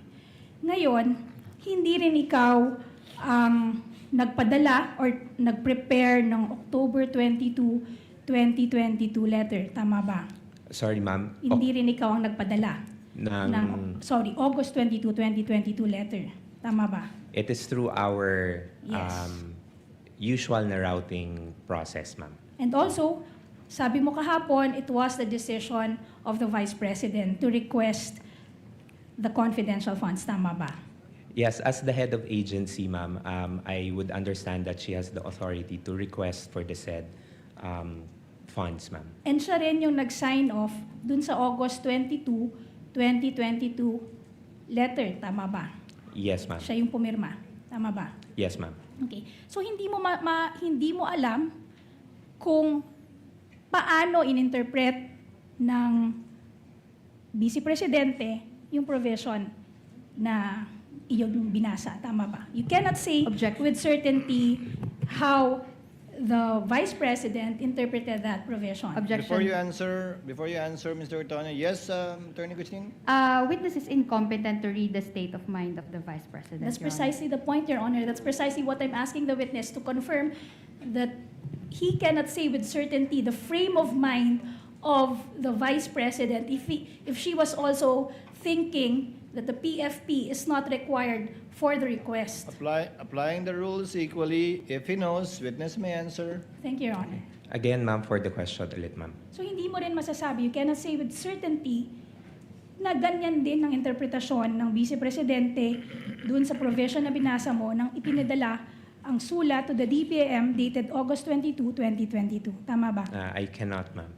But you are sure, you can confirm that the Vice President is a lawyer. Tama ba? Yes, ma'am, she is a lawyer. Sinabi mo rin kanina na yung confidential funds, to your knowledge, hindi lang to ginastos sa regular programs ng good governance. Tama ba? Ma'am, what I meant, ma'am, is that... Sorry, Mr. Tony, let me just clarify. Sinabi mo kanina na to your knowledge, yung confidential funds were not spent on the regular programs under the good governance program. Tama ba? That's correct, ma'am. Yan din yung sinabi mo para sa socio-economic delivery programs. Ang sabi mo, yung confidential funds hindi ginamit sa regular programs ng socio-economic delivery programs ng OVP. Tama ba? That's correct, ma'am. Pero you will confirm na yung sa PFP, hindi naka-indicate na the confidential funds will be used not for the regular programs of the good governance program of the OVP. Tama ba? Walang qualification dun sa PFP. Tama ba? Ang nakalagay lang doon, good governance program. Yes, ma'am. Based on the document that I Yes. saw, ma'am, it only indicated the program titles. Okay. Tama. So, hindi naka-indicate doon na gagamitin ang confidential funds para sa programa other than the regular programs under the good governance program. Tama ba? Yes, ma'am. The same is true for the 2023 EFP. Ang nakalagay lamang doon, socio-economic delivery. Walang qualification. Tama ba? Based on the document that was Yes. presented, ma'am. Hindi rin sinabi na the confidential funds for 2023 ay gagamitin for programs other than the regular programs of the socio-economic delivery programs of the OVP. Tama ba? Sorry, ma'am. Can you repeat the question, ma'am? Hindi To be rin clear. sinabi sa PFP for 2023 the confidential funds of the OVP will be used for programs other than the regular programs under the socio-economic delivery program of the OVP. Based on the Yes. document, ma'am, it does not specifically indicate. Okay. And you would confirm that the seeming confusion would have been avoided had the Office of the Vice President only indicated the specific programs under both the good governance programs and the socio-economic delivery programs in the PFP. Tama ba? Objection. What is the ground? Attorney Speculative, Your Honor. Your Honor, again, a question does not... The witness is smart enough. Mr. Otonyo, you may answer if you know. Can you repeat the question, ma'am? The confusion would have been avoided or would have been averted, iwasan sana ito kung yung OVP nilagay doon sa dalawang PFP for 2022 and 2023 yung specific each and every program that will be funded by the confidential funds for Objection. both years. Tama ba? Objection, Your Honor. So What's the already ruled objection, upon, Attorney Your Honor. Christine? The witness did not say there was a confusion, Your Honor. That was misleading. I didn't say, Your Honor, that this witness mentioned But her question says, so the confusion should have been avoided, Your Honor. The question is misleading. Because, Your Honor, there was an inconsistency, Your Honor. Earlier, She is interpreting and making conclusions out of the answer of the witness, Your Honor. Attorney May, kindly reform. Yes, the witness did not say that he was confused. Okay. Reform, you can get to the same point. Throw another way. Okay. So, Mr.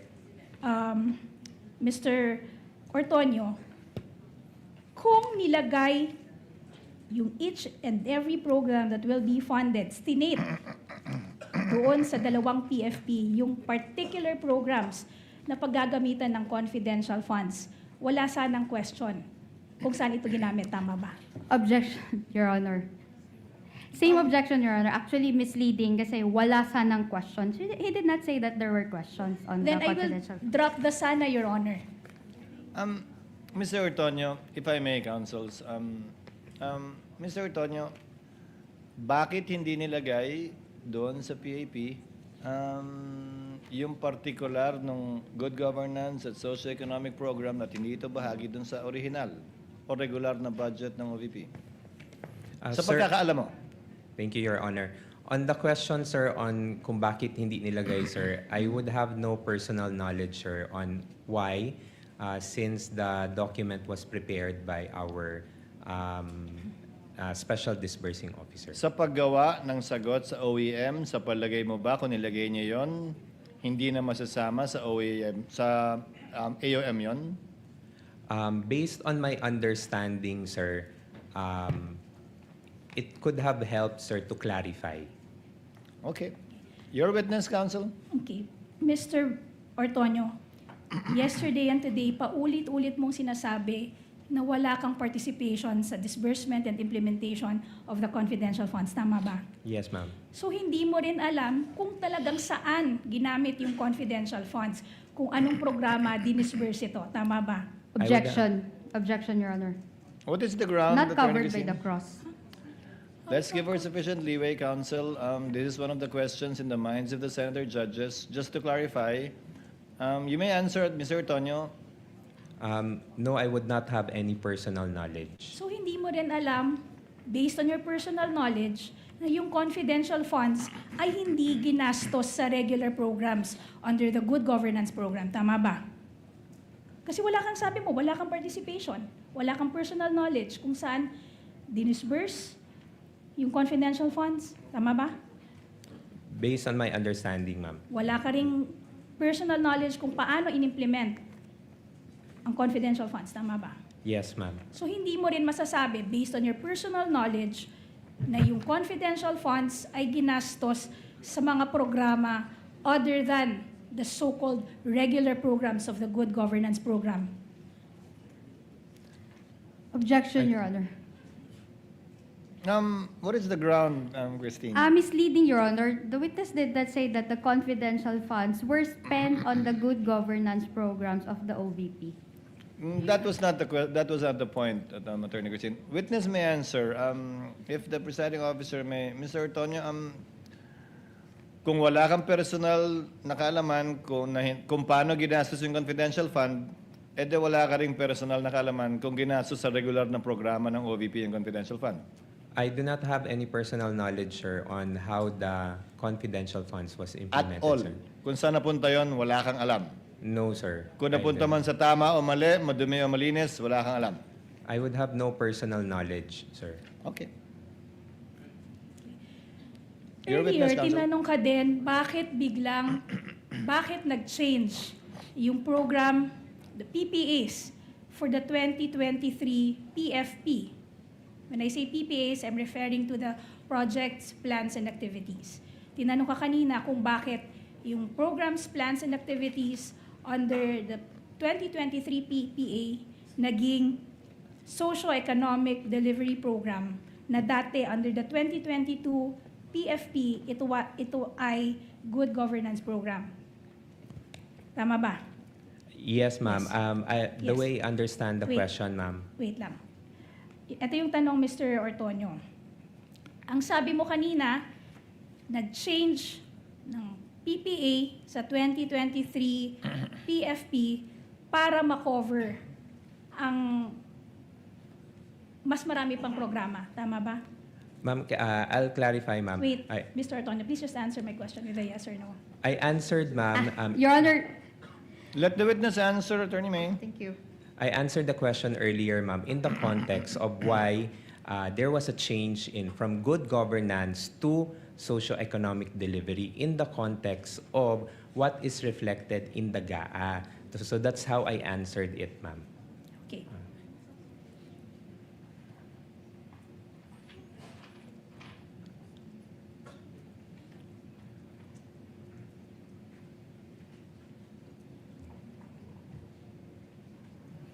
Pero you will confirm na wala ka ring participation dun sa pag-identify, sa pag-prepare ng PFP. Meron ka bang participation?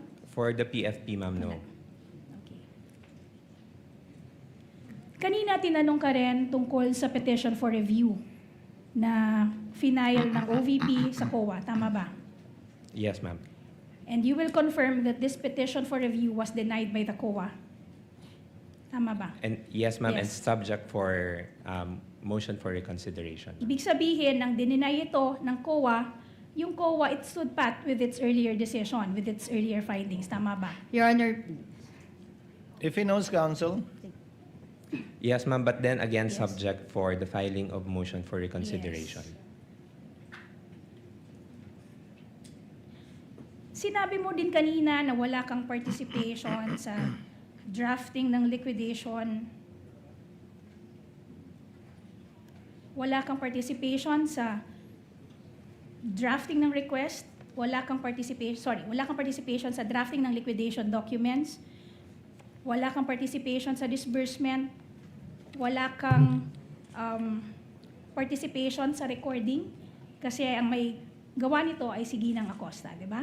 Yes, ma'am, Naalala mo that's yun? correct.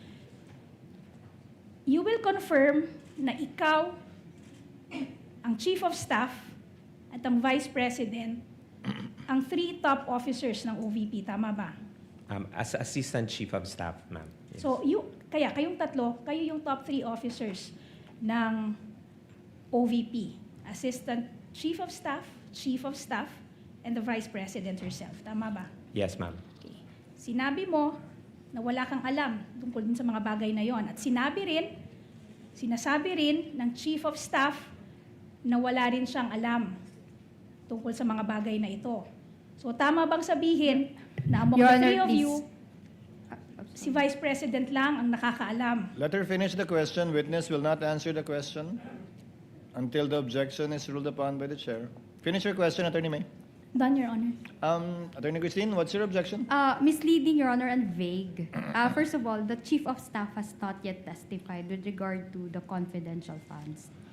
Well, Attorney Christine, the court took judicial notice of the proceedings in the House of Representatives where the Chief of Staff, Attorney Lopez, testified, and I went through the TSN, and such statements were made along those lines by the Chief of Staff of the Vice President. Witness may answer. Ma'am, can I be clarified with the question? Can you repeat the question, please? Okay. Kanina, sinabi mo na ang top 3 officers ng OVP ay ikaw, as Assistant Chief of Staff, ang Chief of Staff, at ang Vice President herself. Tama ba? Yes, ma'am. Ngayon, sinabi mo na wala kang alam tungkol sa drafting ng liquidation reports. Tama ba? Wala ka ring alam sa disbursement ng confidential funds. Wala ka ring alam tungkol sa recording relative to the confidential funds. Tama ba? Yes, ma'am. Ito rin yung naging posisyon ng Chief of Staff. Wala rin siyang alam tungkol sa mga bagay na to. Ngayon, tama bang sabihin na dahil kayong tatlo, ang top 3 na officers or officials ng Vice ng Office of the Vice President, si Vice President lamang ang may alam tungkol dito sa mga bagay na to. Objection. What's the ground, Christine? Speculative, Your Honor. If you know, Your Honor, again, Your Honor, we don't want to belabor this point, Your Honor, but Defense Counsel keeps bringing us back to this point, Your Honor. The question does not become speculative simply because it's couched in a what if question, Your Honor. And besides, Your Honor, this honorable court has already ruled and has already directed the witness to Your Honor, to answer, Your Honor. the counsel would want the witness to speculate on the state of mind of the Vice President. No, Your Honor. Let me answer it in 2 points, Your Honor. Please, counsel, briefly. Yes. It's not speculative, Your Honor, because there was already an admission that they are the top 3 officials of the OVP. Now, the answer would be based on that admission, so it's not speculative. The question would only be speculative. It's completely conjectural, Your Honor. And second, Your Honor, the only reason I repeated the answer because the witness himself requested me to repeat, but prior to me repeating the question, the Honorable Presiding Officer has already made a ruling. Your Honor, we will be squandering away time if every time I would repeat a question, the Defense Counsel would all of a sudden invoke another ground for objection. We're about to break for lunch, so let's end it on a good note. Yes, but Finally, Attorney Christine. I will revise my objection, Your Honor. Incompetent. Allow me, counsels. Base sa testimonya mo, Ginoong Ortonio, wala kang alam sa paggastos, pag-liquidate, pag-disburse ng confidential fund. Tama? Yes, that's correct, Your Honor. Sabi ni Gina Acosta, wala rin siyang alam. Tama? Alam mo ba yan? Na wala rin siyang alam sa paggastos ng confidential fund at kung paano ito niliquidate. Would you know that? Based on what I have read Na in testimonya news, niya?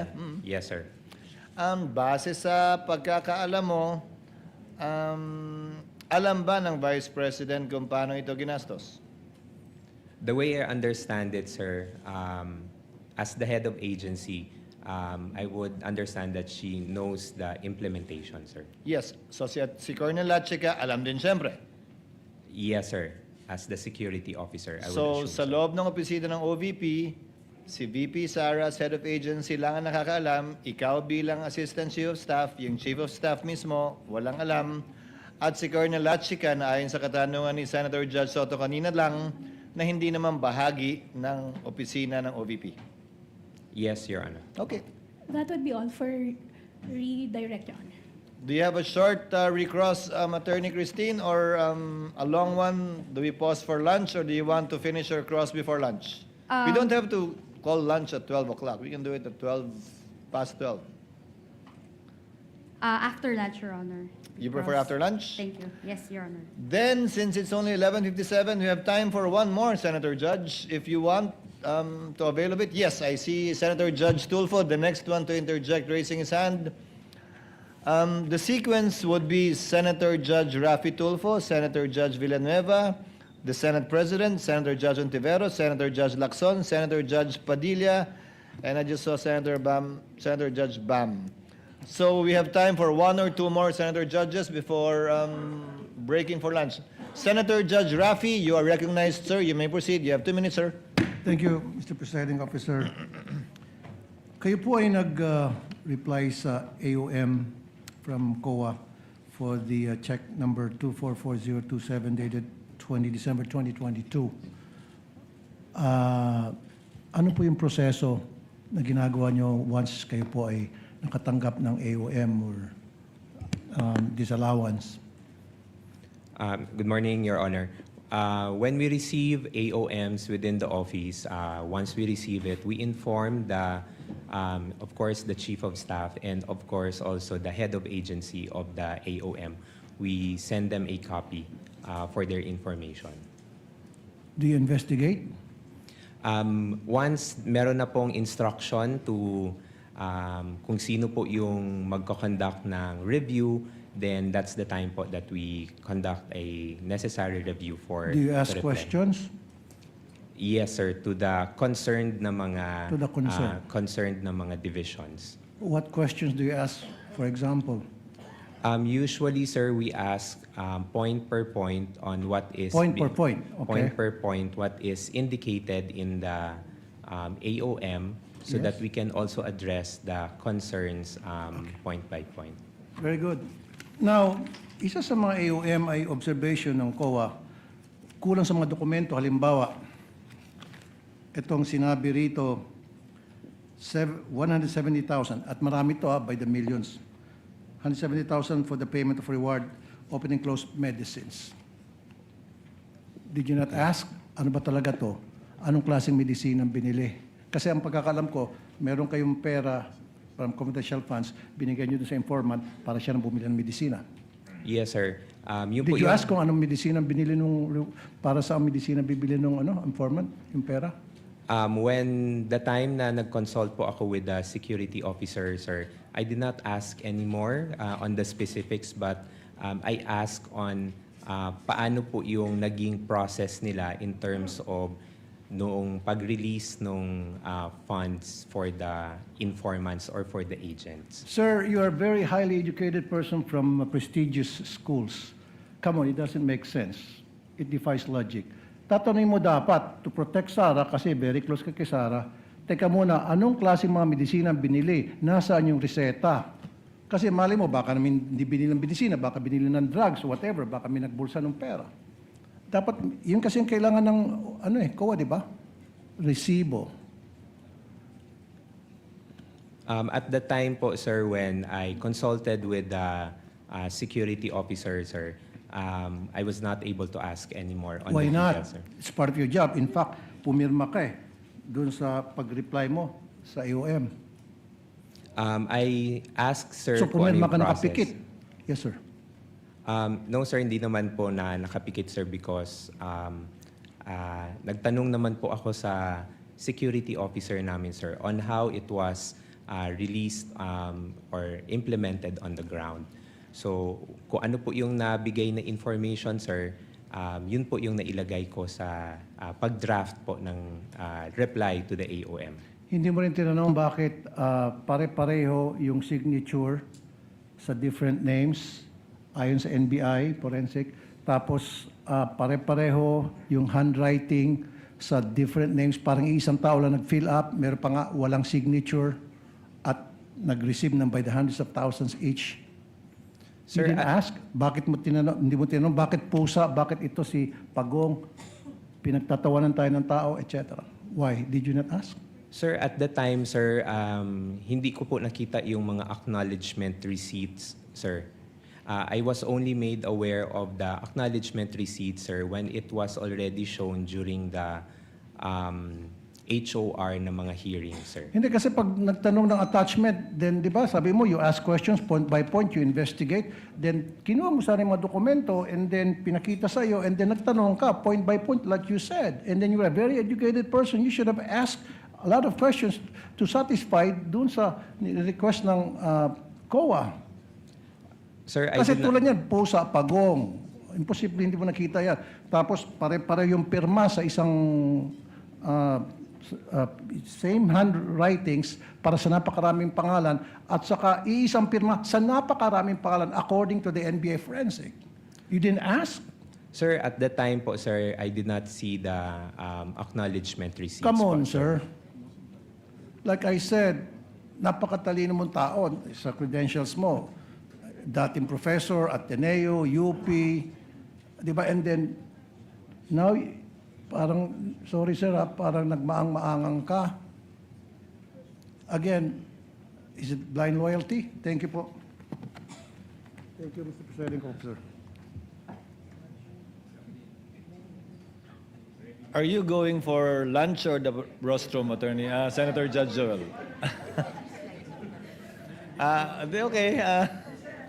I thought you were headed towards lunch already. Senator Judge Villanueva, as the last Senator Judge to interject before we break for lunch. You have 2 minutes, sir. You may proceed.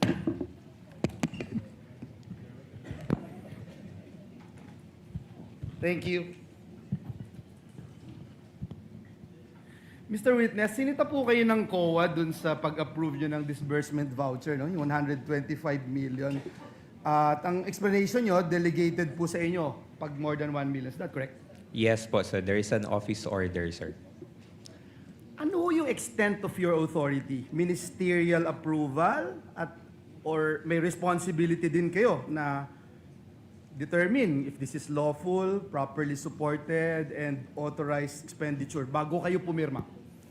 There is also a level of checking, sir, if documentary attachments have been complied, sir, prior to the affixing my signature, sir. Like? Kung sa mga disbursement vouchers, sir, dapat merong mga supporting documents on the reasons for the request po, sir. Like? One of which, sir, say for example, there is an activity design, sir, which indicates kung ano yung mga activities to be done and the expenses for those activities. Okay, nung winidraw po yung salapi, 125 million, sabi po ni Ms. Acosta, you accompanied her. Alam niyo po na after nung winidraw yung salapi, diretso po pinlace ito sa custody ni Colonel Lachica. Alam niyo po yan? At the time, sir, I did not know, sir, kung ano yung arrangement nila ni Miss Gina Acosta, sir. I just accompanied her to the bank, sir, per her request. So you have no knowledge? I have no knowledge po, sir. You're the disbursement officer. You don't have any knowledge, so wala ding written authority, no? Anyway, dun po sa testimony ni Ms. Acosta, sabi po niya, si Colonel Lachica was not bonded, yet the confidential funds were released to him because he was supposedly na siya yung mag-implement ng activities on the ground. As Assistant Chief of Staff, as disbursement voucher signatory, officially approving the DVs, aware po ba kayo dito sa ganitong arrangement? I had no personal knowledge po, sir, on that arrangement, sir. Kasi kung ganun, parang sinasabi nyo na parang ministerial duty lang po yung sa inyo. Although kanina sabi nyo hindi po. Kasi why would you allow that, no? Then next question, Asek, kayo po mismo yung pumipirma dun sa November 30, 2023 OVP response to COA stating that all transactions involving the 125 million pesos were valid, proper, and regular, and explaining that the 40 million medical and food aid was given to persons conducting nationwide surveillance operations. Bago po ninyo ginawa, may factual representation po ba kayo sa COA? Ano po yung inyong ginawa, yung personal po ninyo na verify bago niyo po ito ginawa? Sorry, sir. The question again, sir. Just to be clarified lang, sir. Ulitin ko po yung question. Nung nag-respond po kayo dun sa COA that all transactions involving the 125 million were valid, proper, and regular, in-explain nyo din po yung 40 million medical and food aid was given to persons conducting nationwide surveillance operations. Bago po ninyo ito ginawa, yung factual representation po na iyon sa Commission on Audit, ano po yung inyong personal na ginawa to verify all of this? I consulted po yung our security officer on how the implementation was done on the field, sir. And what was relayed to me, sir, yun po yung nilagay ko sa draft for the reply, Ano sir. po yung hiningi nyo? Information, sir, on how it was implemented, sir. So I asked if I can remember it right, sir, because it was quite a long time ago, sir. I asked kung paano yung manner of release of the funds on the ground, sir, and especially yung sa medical and food aid, sir. And what was relayed to me, sir, was that the funds were released to the informants or the agents through cash, and then based on their representation that they would need these funds for the purchase of medicines and supplies. Binanggit nyo po dun sa AOM na lumabas na notice of suspension, wala pong nakalagay na misuse of funds. Right? So, ano po yung ginawa po ninyo after po lumabas ito Despite the fact na wala ho kasi yung nakalagay na misuse of funds, pero nakalagay po doon yung lacking of documentary records to support yung ginawa po ninyo. Ano po yung inyong ginawa para makorek? From example, from AOM to before ma-issue yung notice of suspension, before ma-issue yung notice of disallowance. Ano po yung inyong ginawa to suffice yung hinahanap po ng Commission on Audit? Based doon po sa mga points that were raised in the AOM, we provided answers for But you those. also, before you answer, presiding officer, you agree na yung binanggit niyo po, no, there's no such word misuse of funds doon sa mga AOM, NS, Yes, sir. ND. Yes, sir. Okay, sige po. So we provided the documents that were required of us, sir, in support on the issues or concerns raised by the Commission on Audit. And apparently, hindi po sila pumayag at hindi sila nag-agree because kulang pa rin po yung documents. Based po sa NS, sir, ND, sir, meron pa pong mga hinihingi ang COA, sir. And that's why, as a response to the ND, sir, we also supply those information. Salamat po, salamat po. Gusto ko lang hong sabihin that indeed yung confidentiality may limit what can be disclosed to the public, but it cannot erase yung accountability within the government. Salamat po, Mr. Witness. Thank you, Senator Judge Villanueva. We shall declare and call a recess so that everybody can have lunch. Mr. Ortonio, you are excused from the witness stand. Kindly have lunch, and we expect you back. We expect everyone back at 1 p.m. Your Honor, please. Yes, Senator, the Honorable Luistro.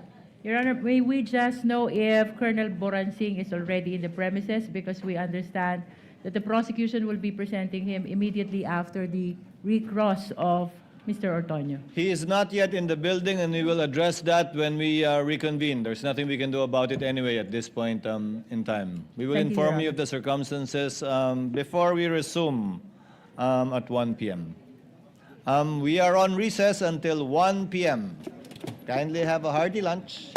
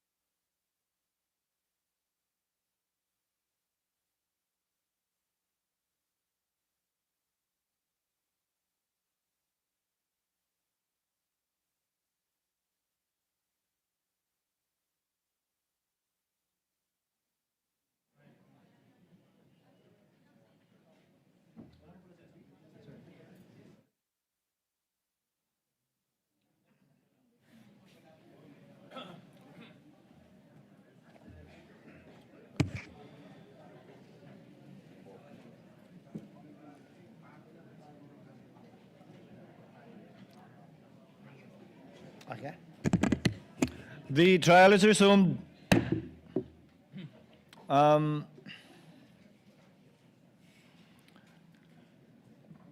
Kindly situate Mr. Ortonio to the witness stand. Clerk of Court, through us. Thank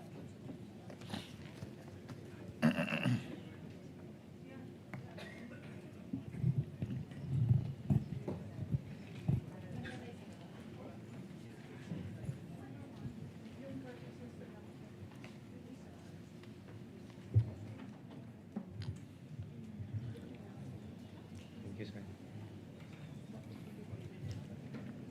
You are under the same oath, Mr. Ortonio. Do you understand that, sir? Yes, sir. Thank you. Attorney Christine, your witness for your recross. Yes, Your Honor. Good afternoon, Mr. Ortonio. Good afternoon, ma'am. Maayong hapon. Earlier, you were asked to confirm that the PFPs for the fourth quarter of 2022 and the first to third quarters of 2023 did not reflect that the confidential funds were used for the safe implementation of the OVP's Good Governance Program for 2022 and social economic delivery for 2023. Can you Misleading, recall Your that? Honor. Yes, ma'am. Misleading, Your Honor. Move to strike, Your Honor. Why is it misleading, Attorney May? Because, Your Honor, during the redirect examination, I never mentioned safe implementation. Reform Council, I don't recall the word safe as well. But it was somewhere along those lines, I believe. Yes, Your Honor. But actually, that was what registered to me. But can I continue, Your Honor? You may continue, Attorney Christine. But, Your Honor, Okay. we move to strike the answer of the witness. So stricken off, reform your question, Attorney Thank you, Your Christine. Honor. I'm showing you the PFPs for 2022 and 2023. Your Honor, they are exhibits Assisting counsels may approach. D-1-23 OVP for the PFP for the year 2022 and D-1-49 OVP for the year 2023. Okay, do you have copies of those PFPs? Okay, let's go to the 2022 PFP. Now, I'm directing you to the second column of the PFP. Okay. It says there, safe implementation. Let's go to the 2022 PFP. It says there, safe implementation of the OVP initiatives and confidence building. Do you see that? Yes, ma'am, based on the documents presented. And that is under the table, under the heading, expected outcome. Yes, ma'am. Okay. Now, let's go to the year 2023, CY 2023 PFP. Now, I'm directing you also to the second column. It says there's safe implementation of OVP initiatives and confidence building. Do you confirm that? Yes, ma'am. And that is under the heading expected outcome. Yes, ma'am. Okay. You were also asked about the supposed submission of the PFP together with your letter or the Vice President's letter to the DBM dated August 22, 2022. Earlier, you were asked. And in fact, you were asked also to refer to section or item 3.24 of the Joint Circular. Joint circular, Do you yes. recall that? Now, do you also recall that in a letter dated September 15, 2022, the DBM requested that you submit the PFP in relation to your request for additional funding? Yes, ma'am, that's correct, ma'am. In fact, in compliance with such letter of the DBM, you submitted a copy of the PFP through your letter dated September 19, 2022. Yes, ma'am, we transmitted that report, ma'am. And as earlier mentioned, during your cross-examination, your submissions to the DBM, okay, I will rephrase, Your Honor. As earlier mentioned, okay, the DBM recommended the approval of your request for confidential funds to the Office of the President. That's correct, ma'am. In fact, the Office of the President approved the issuance of confidential funds Objection, Your Honor. to the OVP. Let her finish the question, counsel. Are you Objection, done, Your Attorney Honor. Christine? What is the objection, counsel? That was not covered by the redirect anymore, Your Honor. In the discretion of the court, we will grant latitude. Counsel, overruled. Witness may answer. Thank you, Your Honor. Earlier also, you were asked whether you knew if confidential funds were used in the regular activities of the OVP. Do you confirm that? Yes, I Honor. was asked earlier. That was misleading, Your Honor. The question earlier, first, Your Honor, we move to strike because the question is misleading. What I asked was whether or not this witness has personal knowledge, not just any kind of knowledge, Your Honor, personal knowledge. Okay, I will rephrase my question. Kindly using- rephrase to yes, include Your Honor, personal using knowledge. the wordings of the counsel. You confirmed earlier that you were asked whether or not you have personal knowledge as to whether the confidential funds were used in the regular activities of the OVP. Yes, ma'am. As the one who drafted the AOMs and the response to the AOMs and the response to the notice of suspension, was there any findings in the AOMs? Was there any findings in the AOMs which relative to the supposed use of the confidential funds in the regular activities of the OVP? Misleading, Your Honor. If you can recall. Misleading, Your Honor, because this witness could not have drafted the AOMs. The AOMs came from the Commission on She Audit. corrected herself, counsel, the response to the AOM. Yes, Your Honor. Witness may So answer. I will repeat my question, Your Honor, for clarity. Now, as the Proceed, one who Attorney Christine. drafted the responses to the AOMs as well as the notice of suspension, if you can recall, was there any findings of the COA relative to the supposed use of the confidential funds in the regular activities of the OVP? Not covered by the redirect, Your Honor. I never touched upon the AOMs during the redirect examination. Same ruling, counsel. You may register in the court notes a continuing objection along these lines of questioning by the counsel. Witness may answer. Based on the documents that we have received from COA, there was no any indication or any comment that the confidential funds were used for regular programs. Nothing further, Your Honor. Thank you. Thank you, counsel. We now proceed to the interjections of senator judges. Before we proceed to administrative matters facing the court today, we recognize our distinguished Senate President. Next in line, Senate President Owen Gatchalian. You may proceed, sir. You have 2 minutes. Thank you, Mr. Presiding Officer. Mr. Ortonio, nakita ko sa mga records na 6 na beses ko yung pumirma ng reply to COA. Itong 6 na letters na ito ba ay nabasa, nakita, ipinakita kay Vice President Sara? All the replies, sir, that were drafted were also sent to our Vice President for her information, for her reference and review. So alam niya itong mga replies to COA? Yes, sir. Okay. Narinig ko rin sa inyong testimony na kinausap niyo si Acosta at si Colonel Lachica. Yes, sir. At base sa mga information nila, yun ang inilagay mo sa letter replies niyo to COA. Tama? Yes, sir. That's correct, Your Honor. Paki-narrate nga sa amin, ilang beses niyo pala na-meet si Colonel Lachica? Sir, sa mga replies po, sir, I cannot exactly remember how many times, sir. But I can say more than once or twice, sir, I was able to meet Colonel Lachica to ensure na I get the information from him, sir, and that I'll be able to draft properly the replies to the AOMs. So mga once or twice?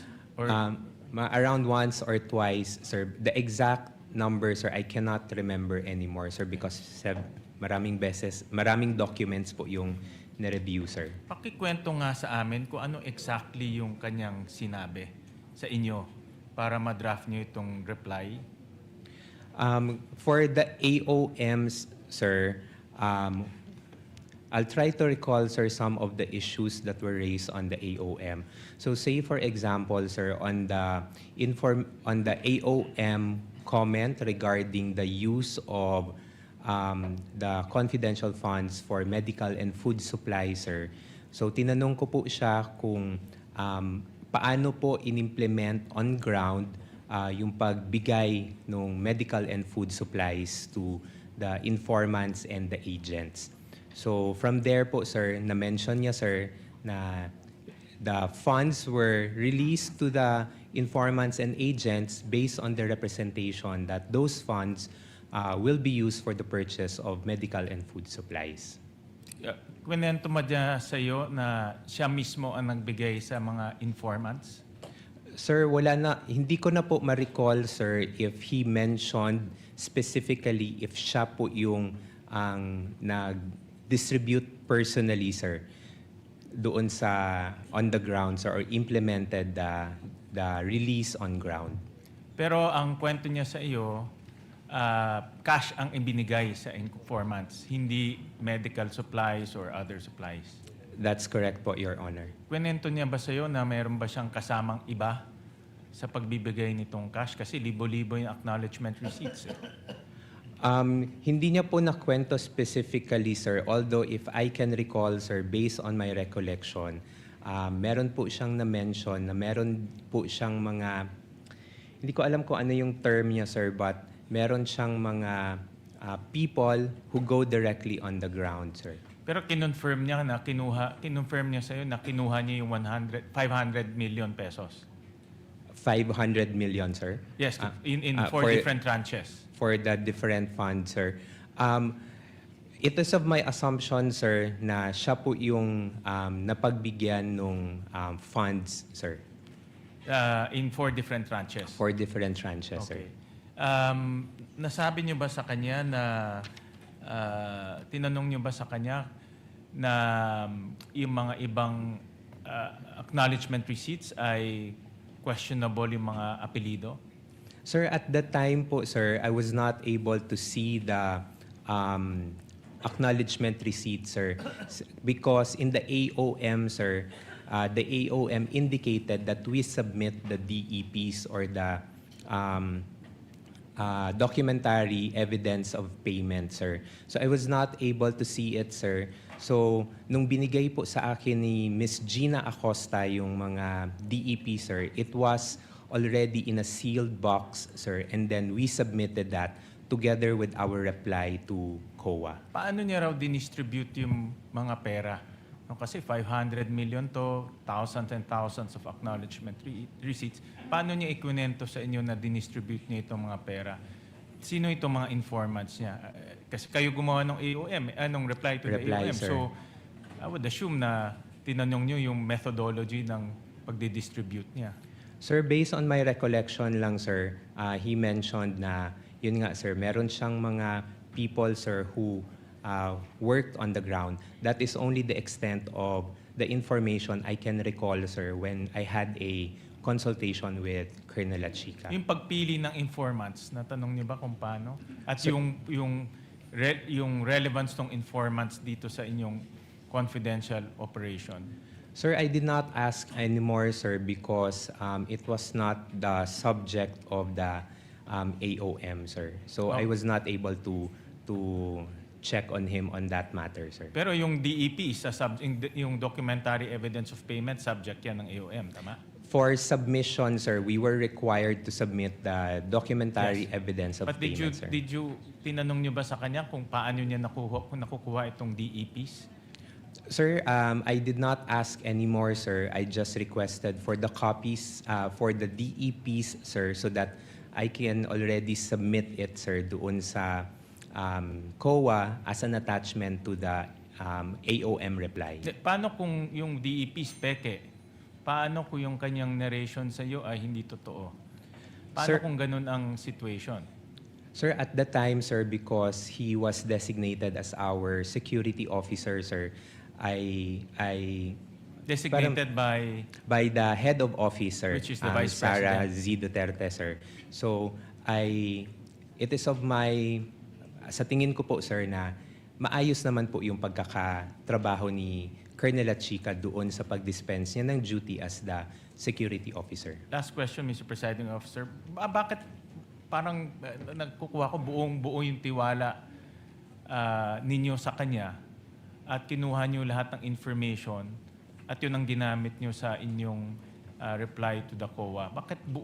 Nakita ko bakit buo yung tiwala, hindi kayo nag-probe na mga additional questions considering na kayo ang nag-justify nito sa COA at kayo pumirma, no, dito sa COA. So bakit parang kung ano sinabi niya, yun na lang ang linagay niyo sa inyong reply? Well, first, sir, is because he's the security officer, sir.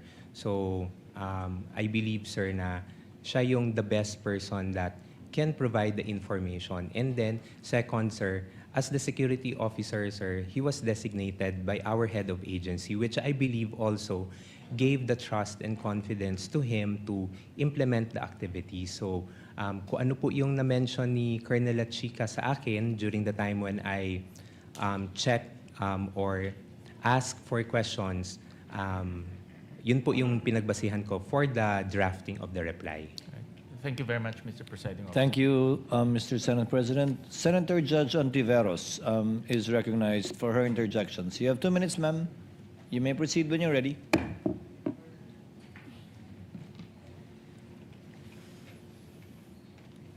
Salamat po, Mr. Presiding Officer. Mr. Tonyo, tama po ba na lahat ng ginagawa ng OVP tungkol sa confidential funds, so request, amounts, justifications, use at pagsagot sa mga puna ng COA, tama po ba na lahat ng ito ay dinesisyonan at inaprubahan ni VP Duterte? Based on the mga replies, ma'am, yes, I was able to provide a copy to the head of agency, ma'am. Again, being the head of agency, ma'am, I provided her with the information. At base doon, dinesisyonan at inaprubahan niya ang lahat ng ito? Yes, and from that time, ma'am, we signed off on the document for submission to the Commission on Audit. With the last touch or final sign-off being that of VP Duterte? Yes, ma'am, being the head of agency, ma'am, we sought her approval on it, ma'am. At sang-ayon po ba kayo na bilang yung ganong head of agency na si VP Duterte ang responsable at pinaka-responsable sa lahat ng iyan? Well, being the head of agency, ma'am, I believe that kailangan niyang malaman lahat ng mga nangyayari. And I know, ma'am, na si Ma'am Inday really wants to know details, no, especially on implementation of the different activities that we do in the office. So it is really meron talagang involvement in terms of ensuring that things are properly implemented within the office. And based on that knowing, batay sa kaalamang iyon, siya ang pinaka-responsable sa kabuang iyan? Based on that, ma'am, being the head of agency, ma'am, I would say so, ma'am. Alright. Gano'ng katagal nyo na po kilala si VP Duterte? Siguro, ma'am, more than 10 years, ma'am. I started working together with her, ma'am, in 2008. At saan po at, so almost 20 years pala. So at saan po at paano nyo siya nakilala? Nakilala ko po siya, ma'am, bilang Vice Mayor sa Davao City, ma'am. And then, at the time, ma'am, when they were looking for several staff members for the Office of the Vice Mayor, I submitted an application, ma'am. At magkakilala rin po ba kayo ni Ms. Gina Acosta kahit bago po kayo nakipagtrabaho sa isa't isa sa OVP? I knew of Ms. Gina Acosta, ma'am, during my employment, ma'am, with Sangguniang Panlungsod during the time ni Ma'am Inday as the Vice President, ma'am, and Vice Mayor as the Vice Mayor. So prior sa OVP, magkakilala at magkatrabaho na po kayo. Kilala Sa ko po Davao. si Miss Gina, nakikita ko po siya sa Sangguniang Panlungsod. Panlungsod. And then, what about po si Colonel La Chica? Magkakilala na rin po ba kayo at magkatrabaho bago kayo magkatrabaho sa OVP? I first knew of Colonel La Chica, ma'am, when I was already with the Office of the Vice President, ma'am. So, would you say po na nasa circle of trust kayo ni VP Duterte? Kayo ni na Miss Gina Acosta, Colonel La Chica at kayo nga po? Well, ma'am, I can only answer for myself, ma'am. In terms of working relationship, ma'am, I would say that I have the trust and confidence of the VP in terms of doing duties that are assigned to me. Pero sasabihin nyo ba na walang trust at confidence si VP Duterte kay Miss Gina Acosta? I cannot categorically say, ma'am, but I would say, ma'am, na could be, baka meron po, considering that there are also duties and functions that are being entrusted to them. In fact, kung mas candid pa po tayo, madali naman siguro kahit from an observation, at hindi lang observation dahil malapit yung katrabaho na may trust and confidence. What about po si Colonel La Chica? Sasabihin nyo ba na walang trust and confidence si VP Duterte sa kanya?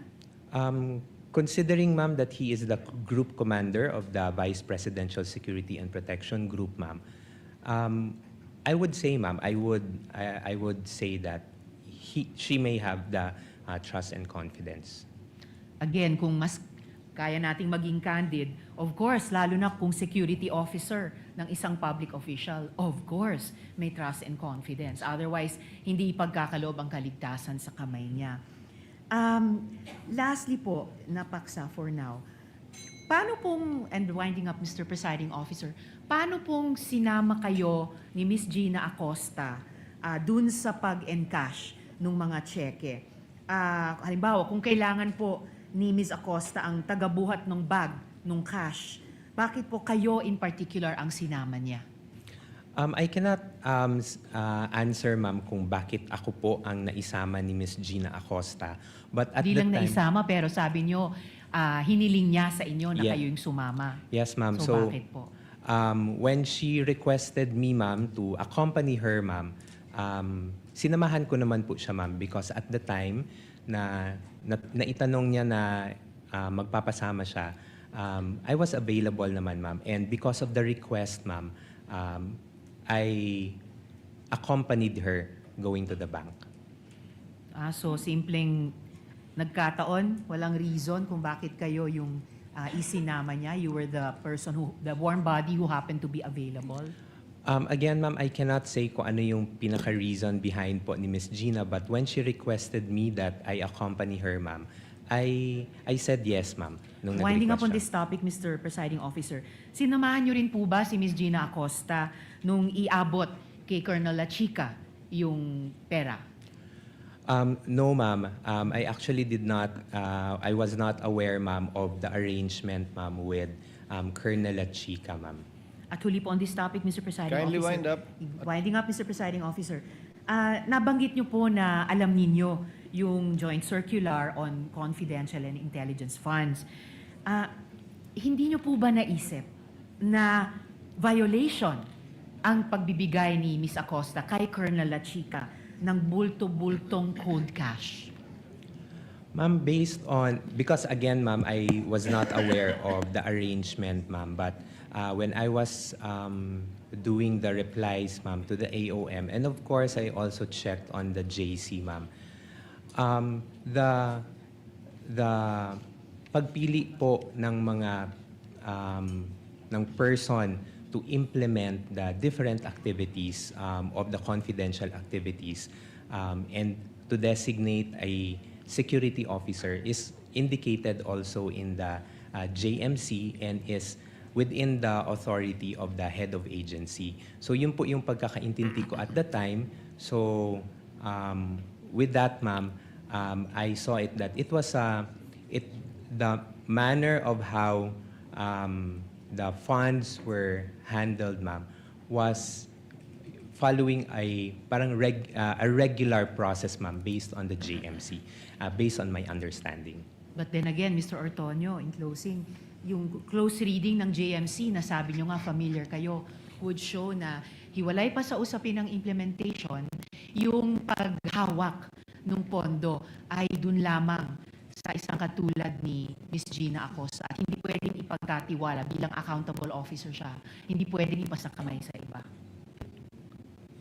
Ang understanding ko po, ma'am, yes, the disbursement is with the special disbursing officer, but the implementation, ma'am, was done through the security officer. Of course, hindi po ko po tinatanong yung implementation. Tinatanong ko po yung violation ng JMC na alam ninyo nung tinurn over ni Ms. Gina Acosta ang bulta-bultong cash kay Colonel La Chica. Something that I simply think should not and could not have escaped your eyes, Mr. Ortonio. Yes, ma'am. Again, ma'am, based on for the 2022, ma'am, I could not recall that that was a concern, ma'am, in the AOMs, ma'am. Although for the 2023, ma'am, na notice for disallowance, ma'am, it is subject for reply also on our end, ma'am, and we are currently drafting also a reply for that one. And of course, given the strict internal controls na siguro kayo yung pinaka may oversight sa opisina, even prior further communications from COA, after yung unang pagpansin nila sa last quarter 2022, edi dapat nag-exert kayo ng higit na pagbantay the next 3 quarters of 2023. Ma'am, Kindly wind up, Senator Judge Riza. Yes, winding up now, Mr. President. Your Honor, we were able to receive the audit observation memo for 2022 in October 4 of 2023. So we got the observations po, ma'am. And we already got the AOM, ma'am, and yung 3 quarters for 2023 was already implemented. Again po, Mr. Ortonio, even prior any further communications from COA, dahil familiar kayo sa JMC, sabi nyo nga, dapat alam nyo na po yun. Dagang salamat, Mr. Ortonio. Thank you, Senator Maraming Judge salamat po, Risa. Mr. Presiding Officer. Senator Judge Lacson, you may proceed with the interjections when you're ready, sir. You have 2 minutes. Thank you, Mr. Presiding Officer. Good afternoon, Mr. Ortonio. Good afternoon, Your Honor. You know, even setting aside your educational background and your work experience, it is not difficult to conclude na matalino kayong tao, you're an intelligent person, and an intelligent witness as well. So, kayo po yung Assistant Chief of Staff ng OBP. Yes, Your Honor. Kayo rin yung concurrently Administrative and Financial Officer. As the Assistant Chief of Staff, sir, I oversee the Administrative and Financial Officer. Yeah. Yes, sir. So, effectively, kayo yung Admin and Financial Officer. Yes, sir. I oversee the Admin and Financer. You know, kanina kasi, upon questioning ni Attorney Christine, she kept referring to the regular programs under the Office of the Vice President. No? Natatandaan niyo yun? So it aroused my curiosity. No? Pina-pull out ko sa staff yung General Appropriations Act ng 2022 as well as 2023. So we found out, papabasa ko sa inyo para hindi ma-charge sa oras ko. No? For 2022, under the regular Good Governance Program, merong 621.6 million pesos. Eh, pakibasa nyo na lang, kayo na lang. Sorry, sir. Hindi ko makita, sir. Okay. For fiscal year 2022, sir, under Good Governance Program, General Appropriations Act, 621.6 million, sir. Please continue. And then Physical and Financial Plan for the Confidential and Intelligence Funds, 125 million for the 4th quarter. And then for fiscal year 2020... No, under the same program, Good Governance Program. Good Governance under Program. Under the PFP. Under the PFP, Okay, please sir. continue. And then for fiscal year 2023, Socio-Economic Program Delivery, 2.21 billion Billion under General Appropriations Act, and then 500 million for 125 million first quarter, 125 million second quarter, 125 million third quarter, and 125 million fourth quarter. Okay. For a total of 500 million more. 500 million. Okay. Next slide. I-juxtapose ko naman yung... Next slide, wag na yan. I-juxtapose ko yung 2022 at saka 2023 OBP Physical and Financial Plans, confidential intelligence, dalawang budget years. Pakibasa yung last quarter, physical target. Baka pwede pong ma-request na Okay, Zoom. Pwede bang hindi charge sa time ko ako magbabasa? Okay. Letter A, number of identified areas with surveillance conducted and monitored. Letter B, percentage of activities implemented without untoward security-related incidents. Paulit-ulit po ito, no? So, sabi ko kanina, kayo naman ay mukhang matalinong tao at matalinong witness. Ano pong analysis nyo dyan? On the... Very simply, paano nyong i-analyze yung ganitong klaseng mga descriptions? These are the activities that will be done, sir. I know. Pero Yes, kung sir. i-analyze nyo, ano ibig sabihin nito? Hindi ba ito insulto sa common sense? Hindi man lang nyo binago ng konti, at least si Colonel Achika siguro ito. No? Unang-una, regular program, sana man lang, pagdating sa PFP, binago nyo yung nomenclature. Tapos, under the physical target, yung column, sana man lang, binago nyo yung activities. Copy-paste eh. Again, ulitin ko, tingin ko sa inyo, matalinong tao, matalinong witness, anong tingin nyo rito? Kung i-describe nyo in one word. Sir, I cannot... Ako na mag-describe. I think it's stupid. Sana man lang, binago-bago niya ng konti. Maraming salamat, Mr. Presiding Officer.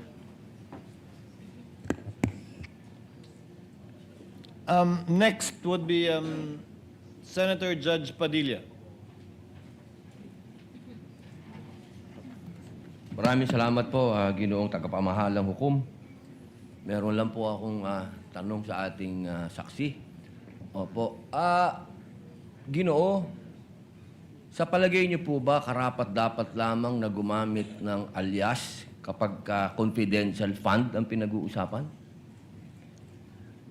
Sir, as someone who does not know, sir, implementations of parang mga confidential activities on the ground, sir, I cannot, hindi po ako makakasagot ng maayos, sir, kung pwede po ba or hindi. But based on information that I got, sir, no, when I consolidated the answers for the AOM, sir, hindi naman po siya na-mention sa akin po ni Colonel Achika. But I know, sir, that activities, confidential activities are considered to be sensitive. And there might be individuals or groups that need to be somehow protected, sir, because of the information that you would be getting from those people, sir. So, yun po yung tingin ko, sir. Hindi ko categorically masasabi na pwede po yung alias or hindi. But going back to the JMC also, sir, sa Joint Memorandum Circular, there is no specific provision, sir, that indicates kung paano po yung paglagay ng mga pangalan sa documentary evidence of payments. Okay. Maraming salamat po. Meron po akong tanong sa prosecution.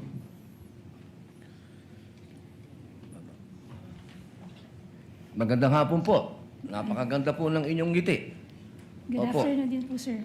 Opo. Batid po ba ninyo ngayon, mga petsa na to, kung ano ang pinagdiriwang natin sa Pilipinas? Magmula po 19 hanggang 30. Buwan ng wika daw po, sir. Bukod po sa buwan ng wika, National Heroes Day. National Heroes Day. Ito po ay hango sa ating mga bayani. Tama po ba? Opo. Opo. Naniniwala po ba kayo na ang ating mga bayani ay may mga alias? Kilala niyo po ba sila Di Masalang? I'm sorry po sa aking history teaching. Ayan, opo. Hindi ko na po maalala. Ito po ang pinakamagandang panahon para maipaalala po sa inyo na ang ating mga bayani ay gumamit ng mga alias. Di Masalang, Siling Labuyo, Tikbalang, Tagailog, May Pag-asa, Buwan, Magdalo, Leon Kilat, Vibora, Lakambini, Paralitiko, Dimas, Alipato, Liwanag, Balite, at marami pa pong iba. Ano po ang kahalagahan dito, palagay po ninyo? Ang alias po, anong kahalagahan?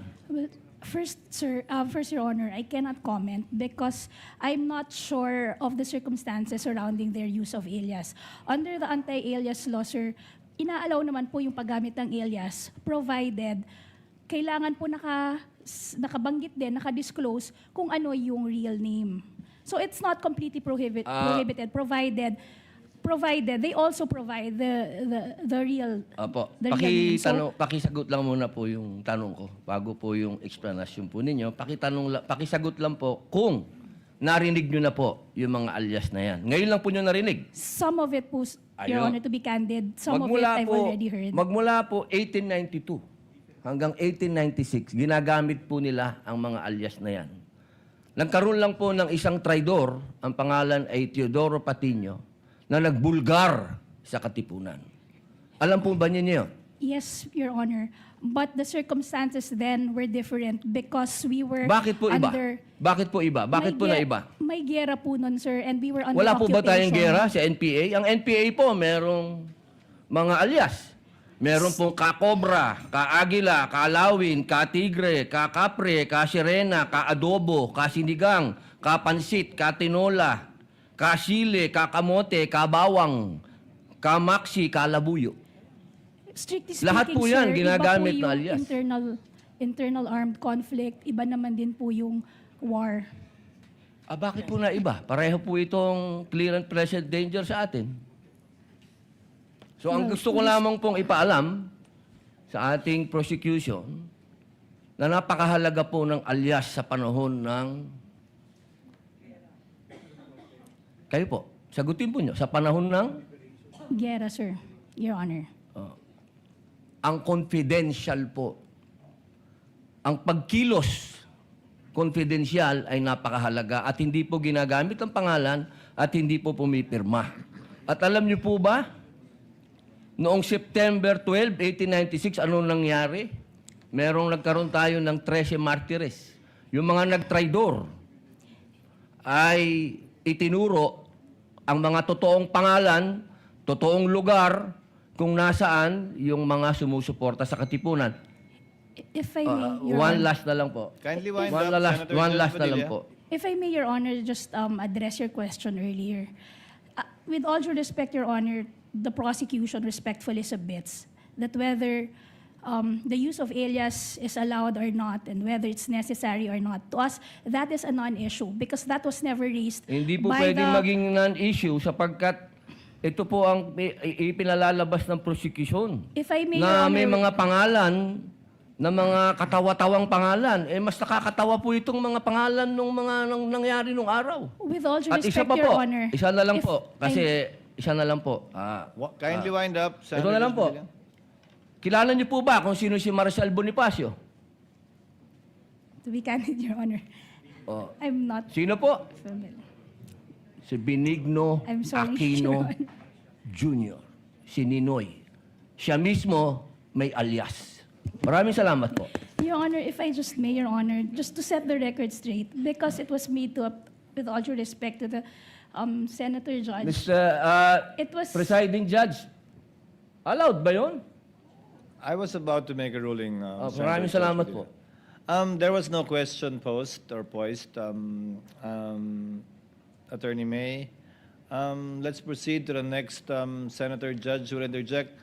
By the way, did you intentionally get rid of the platform? Yes, Your Honor, because we were not expecting that I'd be called again, Your Honor, to make way for the Honorable Chair of the Okay. Panel of Understood. Prosecutors, Your Honor. Understood. Senator Judge Aquino, Thank you're you. recognized for interjection. You may proceed, sir. When you're ready, you have 2 minutes. So bago po yung 2 minutes, Mr. Presiding Officer, tama po, si Ninoy Aquino po ang kanyang alias ay Marshal Bonifacio para makauwi po siya sa Pilipinas nung nasa Boston siya. Oho. Pero wala naman ho siyang confidential funds na, wala ho siya sa mga AR na confidential funds. Lilinawin ko lang ho. Okay.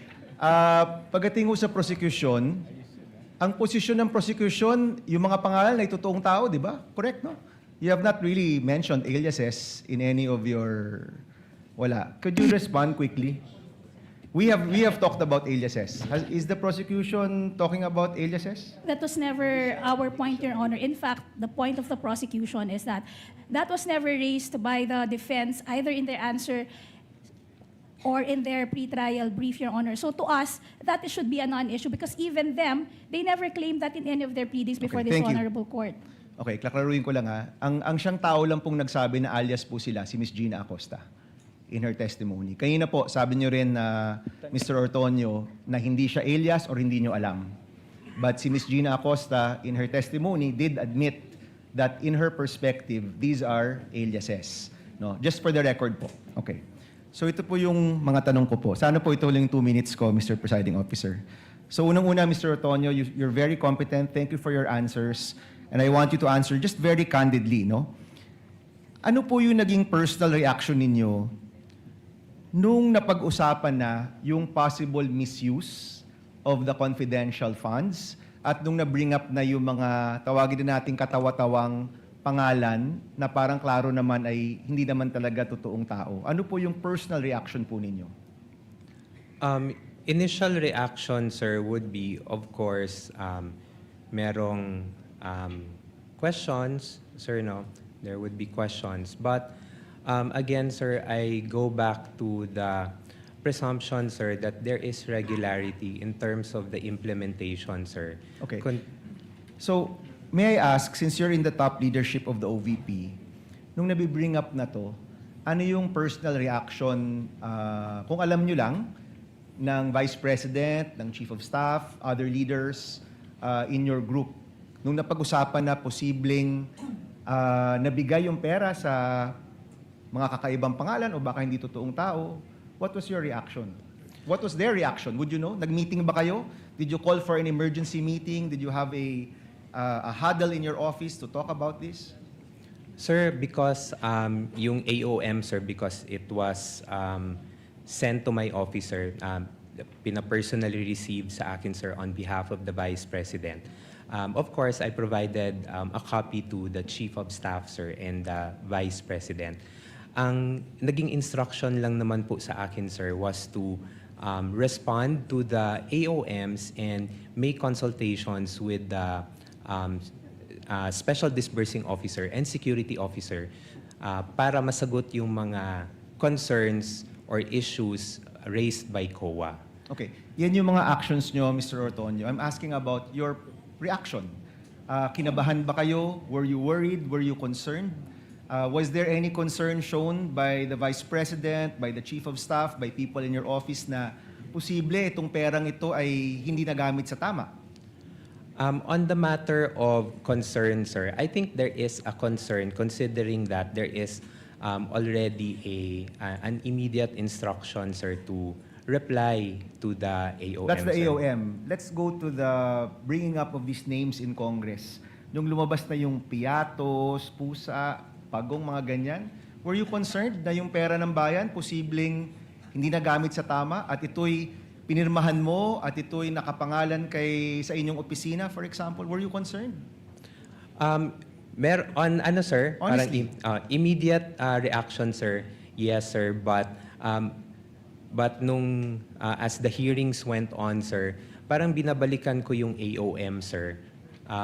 hindi kasi po siya na-raise doon sa AOMs. So parang nabawasan po yung concern ko, personal concerns ko with those acknowledgement receipts. Did you call for an internal investigation after na-reveal yung mga pangalan na kakaiba? Nagpatawag ba kayo ng investigasyon sa inyong opisina? I personally did not, sir, hindi na po ako nagpatawag. Sir. Did your office call for an internal investigation? On that matter, sir, I do not know, sir, if there is an instruction coming from the head of agency, sir. But personally to me, sir, none, sir. Okay. So, ito kasi, Mr. Ortonio, no, sa aking opisina, more than 10 years ago, meron kaming nahanap na isang staff na ibang resibo yung ginamit sa liquidation. Wala pa atang 5,000 pesos to sa totoo lang. Hindi nga niya binulse. No? Meron siyang dapat hotel receipt na wala niya, gumamit siya ng hotel receipt ng ibang tao. That already elicited an internal investigation on our part. In the end, pinaalis namin yung staff na yon na kilala namin, kaibigan namin. 5,000 lang yun.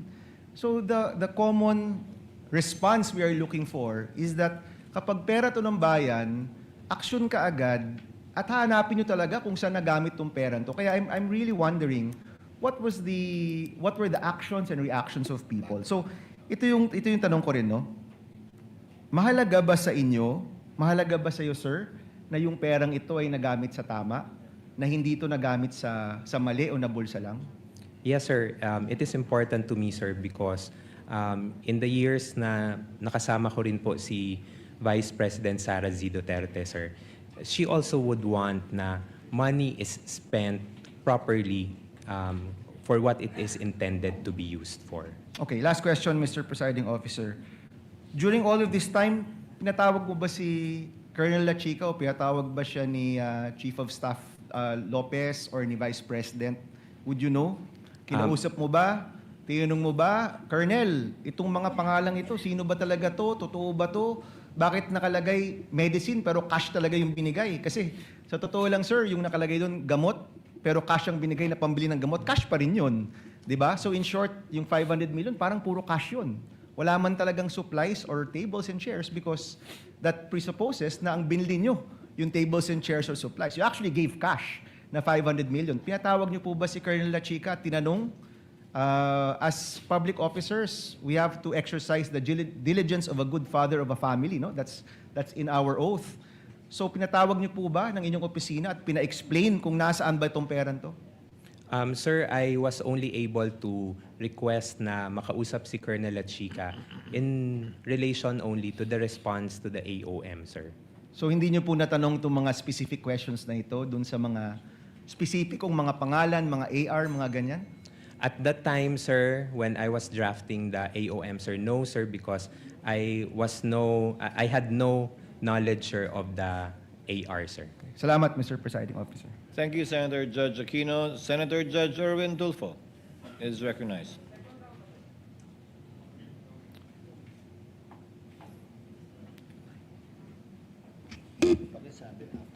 Thank you, Presiding Officer.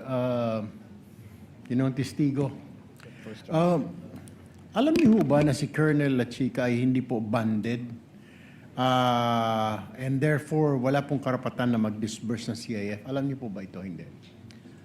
I know that si Colonel La Chica po is not bonded and as far as I know po, ang Special Disbursing Officer po is si Ms. Gina Acosta. Pero sa pagkaalam po ninyo, pwede po siyang humawak ng ganyang kalaking pera at ayaw mo ninyong sabihin na disburse, kundi implementation na may kahit na hindi po siya banded, pwede siya mag-disburse or mag-implement ng ganong kalaking pera.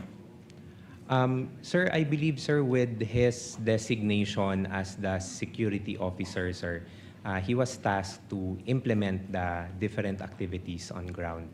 So, hindi nyo na po question si Ginang Acosta or si Colonel La Chica dahil may instruction po sa taas. Tama po ba yun? Is that to my understanding, sir? Hindi ko na po natanong, sir, because there is already a delegation or designation for the both of them for the the different tasks that Saan they will po be galing doing. yung designation, sir? Can you recall my memory? The designation po, sir, came from the head of agency, sir, the Vice President. All right. Sir, sabi mo kanina, I don't know kung kalimutan ko, nasa break room po ako kanina. Sabi mo, wala kang alam paano ginastos ang confidential fund when nag-usap po tayo. Tama po ba yun? Yes, sir. You have no idea. Pero I just was wondering, bakit kayo po ang sumasagot ng Audit Observation Memorandum o AOM ng COA kung wala kayong alam sa paggasta ng confidential fund? Gayon, ang AOM po, tama po ba, correct me if I'm wrong, ay ito po ay kumikwestiyon sa mga errors, exception, or deficiencies sa audit po ng COA?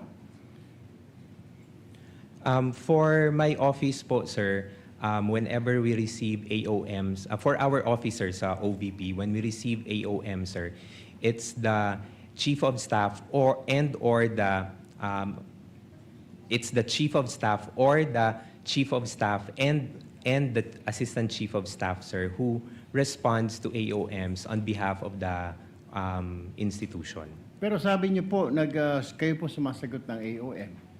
Yes, sir. That's part of the tasks that are given to us, sir, together with the Chief of And Staff. how can sir. you, I was just wondering kanina po, sir, how can you answer questions, queries, kung wala na pa po kayong alam? Paano niyo po masasagot ng tama? The only way to do that is you will lie. That's why po, sir, meron pong instruction that was given to me, sir, by the head of agency, sir, Na? to talk with the Special Disbursing Officer and the Security Officer para makuha po yung mga information from them and malatag po doon sa reply to the AOMs. So your reply was only based on what they said, what they told you. That's correct, sir. Ayon, without documents, resibo, etc. None of that. Just plainly na. Ginoong Antonio, dito po namin ginastos yung pera. Blah, blah, blah. Yes, sir. I consulted with them, sir, for the Okay. reply, sir. Hindi ka ba, kahit na katiting man lang na duda, sir, na medyo mali yata ang paggasta ng confidential fund ng OVP ni Colonel Chica, wala, hindi man lang sumagi sa'yo na medyo may duda ka na something is wrong here. Wala man lang, none at all. At that time, sir, may yung mga issues naman, sir, and when I consulted with the security officer, he was able to provide a reply naman, sir. So, although yes, initially, parang you would question, sir, no? But with the replies that I got from the security officer, sir, we were able to respond to them already to COA. The reason why I asked you that, ginong witness, was that nandiyan po kayo, syempre po yung tiwala ng VP po sa inyo. Di mo lang ninyo naisip na, teka mali ito, baka sumabit si VP Sara, sumabit ang OVP. Baka hindi naman talaga nagastos ni Colonel Chica, baka hindi talaga napupunta sa kungkan. Hindi ho lang ninyo naisip. Or didn't you tell the Vice President, ma'am, ano ho kaya?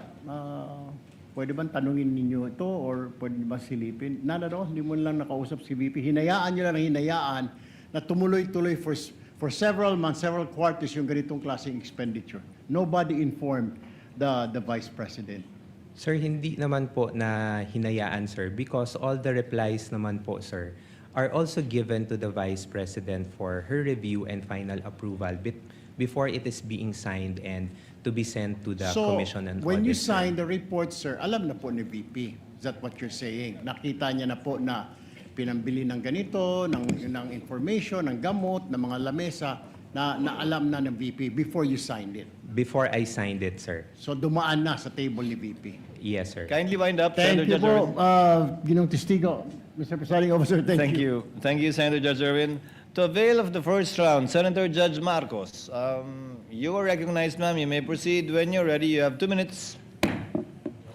Yes, maraming salamat, Mr. Ortonio. Medyo nalilito lang po kami dahil paiba-iba yung explanation. Nag-umpisa sa PFP. Bakit iba yung 2022 PFP kung saan maliwanag na nakasaad good government lamang. Pero nung nagsulat kayo, yung request ninyo sa DBM, nung 22 August ng 2022, ang sinabi na, dalawang bagay. Good governance plus conduct of official engagements and functional representation in international and domestic events. Bakit nagbago na siya samantalang dapat yung request talagang parehong-pareho dun sa PFP? Ma'am, I cannot specifically answer, ma'am, on kung bakit po good governance lang po yung nailagay doon because again, ma'am, I was not hindi po ako part ng pag-craft nung physical nung Oo. PFP po, Hindi ka pa ma'am. kasali noon sa PFP, ganun ba yon? Yes, ma'am, I'm not part of the drafting of the PFP. Pero hindi ma'am. kayo nasabihan na hindi ito matching dun sa PFP, yung request na sinulat. There was no comment, ma'am, when we submitted it to the DBM, ma'am. Tapos, nung certification na, bale liquidation na to, nung 17 October 2023, nagbago na naman. Ang sinabi na naman, hindi good governance, hindi na conduct of official engagement, ang sabi na no untoward incident in the implementation of OVP programs. Bakit pa iba-iba yung wording maski sa certification? Again, ma'am, for the certification, ma'am, I cannot provide information, ma'am, because it was the security officer who handled it, Your Honor. Akala ko may supervisory and administrative power ka kasi nga assistant kayo ng vice-presidente. Hindi ba nagre-report sa inyo yung mga security officer kahit papano? Kasi madadamay ka rin yan sa COA. Bakit pa iba-iba? From PFP to budget request to certification, hindi nagtutugma. First, ma'am, on the matter of the different wordings, ma'am, if I can recall, Your Honor, it was never raised also in the audit observation memo, ma'am. So it is something na we did not anymore look into when we were preparing the replies.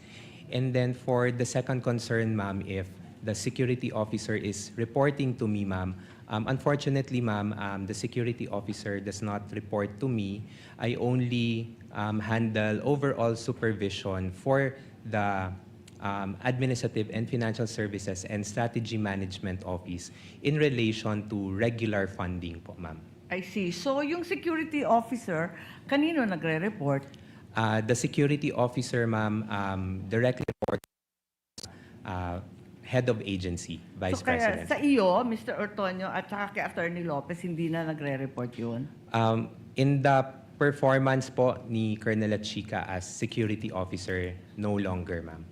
So masasabi mo ba na wala kang personal knowledge kung saan ginastos ni Colonel Chica dun sa confidential funds? No, ma'am. I would have no personal knowledge, ma'am. Okay, that will be all. Maraming salamat po. Thank you, Your Honor. Thank you, Senator Judge Marcos. Senator Judge Rafi Tulfo, you are recognized, sir. You may proceed when you're ready, and you have 2 minutes.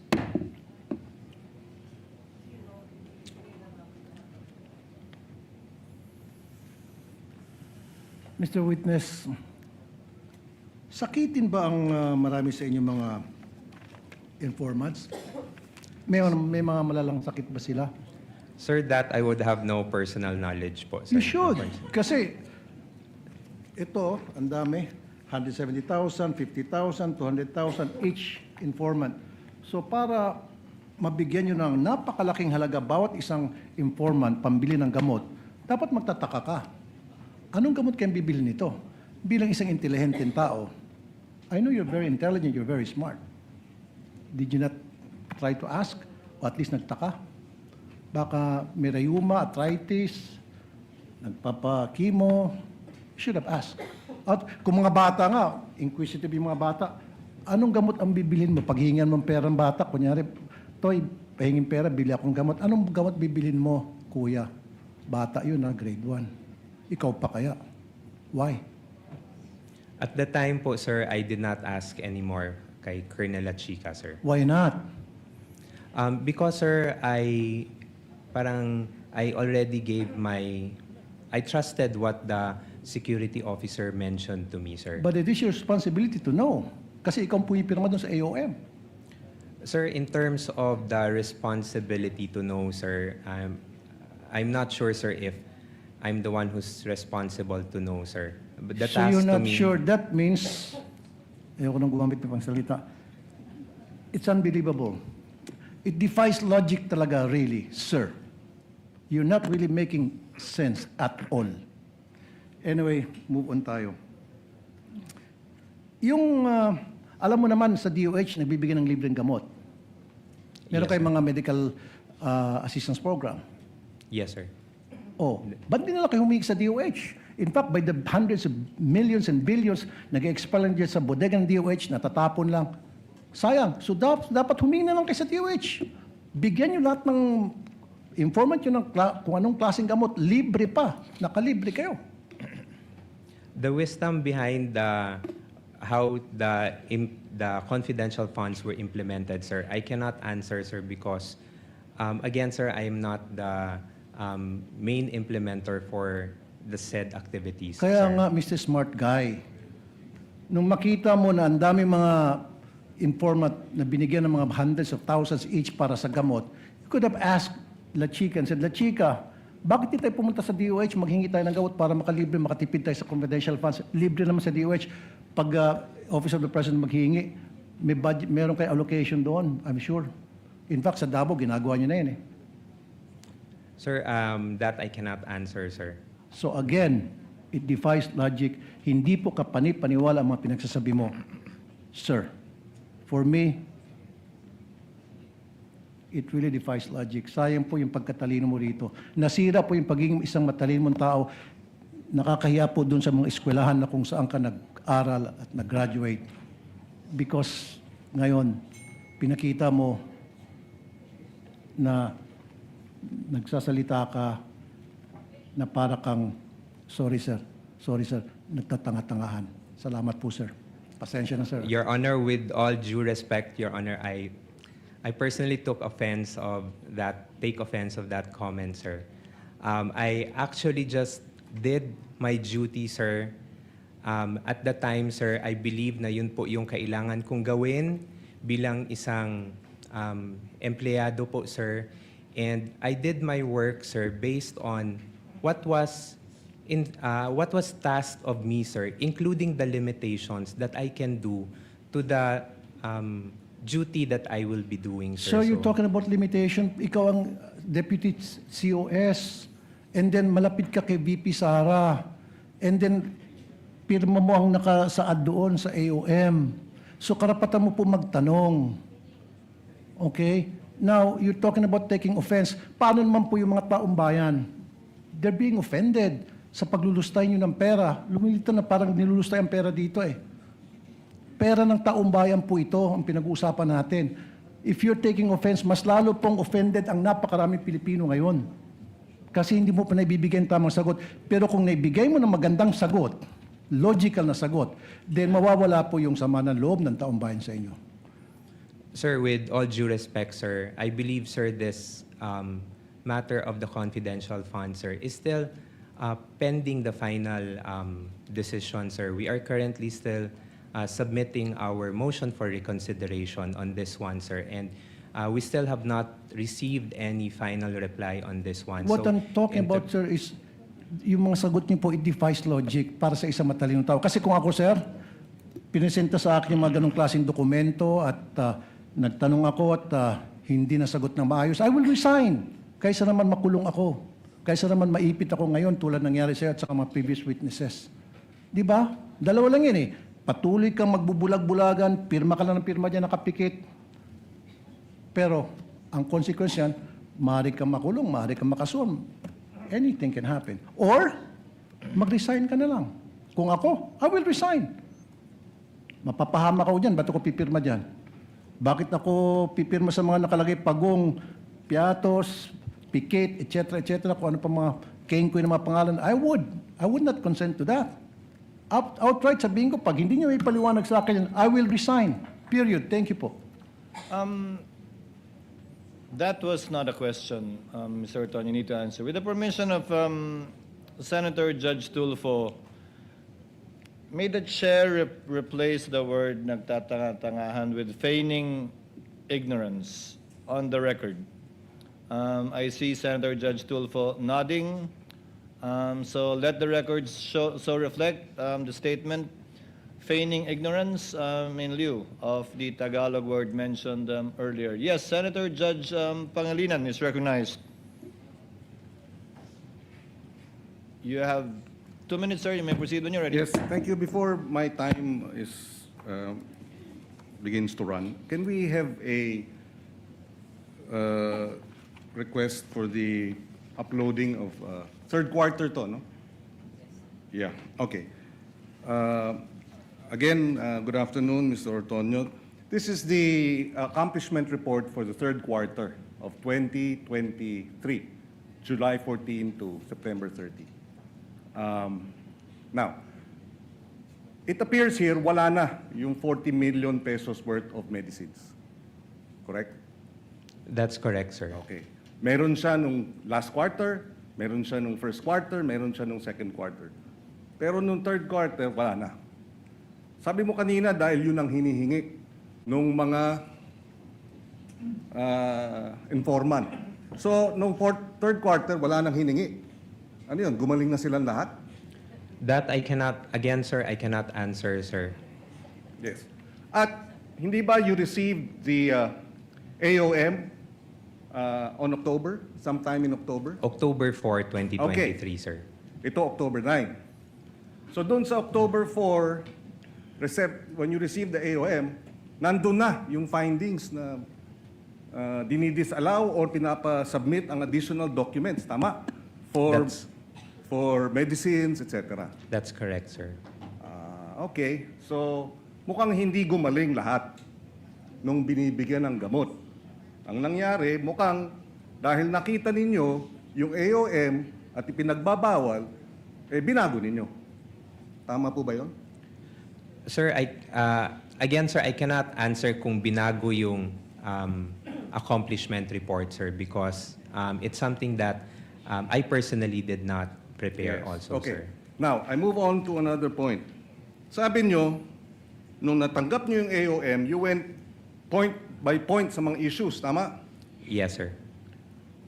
Ang tanong, bakit di nyo binuksan yung sealed envelope dun sa ARs? Kasi andun lahat ng mga acknowledgement receipt. Bawal ba?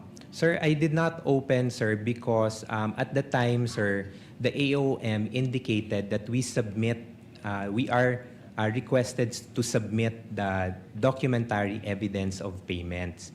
And that is the acknowledgement receipts. That is Acknowledgement what you are being receipts. required to submit. To submit, sir. So Yes, should sir. you not have gone through the acknowledgement receipts to check because you're being asked to submit the documentary evidence of payment and to check if the ARs are actually documentary evidence acceptable? Sir, yun na po yung nabigay sa akin ng Special Disbursing Officer, sir. So, No, okay. The question is, why didn't you open the envelope? Sir, I did not open anymore, sir, because at the time, sir, I also have a designation as Were you instructed not to open it? Sir, as liaison officer kasi, sir, I am not in the position, sir, to open yung sealed na But you were DEP, sir. instructed to submit documentary evidence of payment. So you, in other words, you complied without going through the documentary evidence of payment? How can you now tell if it was documentary evidence of payment that you were submitting when you did not open the envelope? What were you submitting? I personally did not open it anymore, That's sir. why, but you were being required by COA to submit, to comply. So Yes, sir. So would you say that was substantial compliance? Sir, yun po kasi yung na-require ng AOM, sir. So we submitted the documentary evidence Kasi of ang payment. sitwasyon dito, dahilan mo o depensa mo na hindi mo na tiningnan o hindi mo nakita. Pero tama bang depensa yun? Na hindi mo nakita, kaya hindi mo masasagot? Kasi ganun din ang sinabi mo, wala ako doon, wala ako sa ground, I'm not in the implementation, kaya hindi ko masagot. Is that compliance with, the requirements of COA? Sir, the duty po, sir, to ensure that the DEPs... There was nothing to stop you from opening the envelope, right? There was nothing. Sir, the JC, sir, indicates, sir, that there are only certain individuals who have access You could to get the- clearance, could you? Sir, Of that's course. what... Of course you can. I did not ask anymore, sir, because I parang respectfully in-acknowledge ko na kung ano yung nakalagay sa JC, sir. In other words, you really did not go point for point as you earlier testified to. Kasi pag sinabi mo we went point for point, parang masinop yung naging trabaho ninyo, di ba? Thorough, point for point. Pero ang lumalabas dito ngayon, hindi nyo binuksan yung documentary evidence of payment, hindi nyo binusisi, di ba? Sinabmit lang ninyo. Again, we're talking of hundreds of millions of pesos. And I'd like to think, being an intelligent Ateneo graduate, diba, that you would have exercised greater diligence as you tried to monitor, check on, supervise financial services head how government money was being spent. Yun ang tinatanong ng mga kababayan natin. Mahirap paniwalaan, I'll wrap it up here, na kayo ay gumastos ng 122 million para sa gamot na reward dahil nag-surveillance yung mga informant at nabigyan ng reward at hiningi nila gamot at hindi niyo binigyan ng gamot, binigyan niyo ng pera para sila nang bibili ng gamot. Sabi niyo usual yun. Kindly wrap up, Senator Judge Pangilinan. No further questions, Mr. President. Thank you, Senator Judge Pangilinan. Finally, Senate President Gatchalian. Thank you. And then Senator Judge Padilla. Thank you, Mr. Presiding Officer. To wrap it up. Merong binabasa ko itong reply ninyo, Mr. Ortonio, to COA, dated November 30, 2023. At nakasulat dito, I'll flash it on the screen. Paki-flash na lang. Hence, the 125 million CF was fully utilized for expenses planned, implemented, and paid during the 3-month period covering October to December 2022.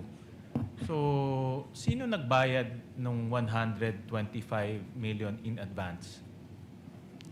Sir, there was no payment in advance that was made, sir. All payments were made between the period of December 21 to December 31, sir. But very clear kasi dito na binayaran na siya paid 3 months in advance. In fact, mayroon pa siyang months. And ito yung kadugtong ng sinabi ng ating presiding officer, obligation incurred. So, ang basa ko dito, nabayaran na siya. Kaya reimburse na lang ng 125 CF. Sir, if I may be allowed, sir, to clarify, Your Honor, yung parang explanation from yesterday, sir.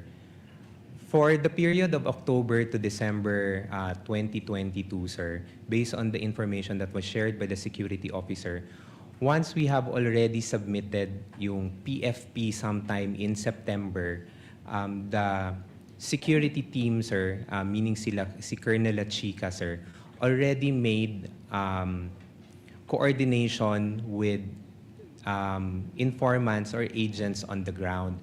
As to the extent of the coordination that they did, sir, I am not privy to that anymore.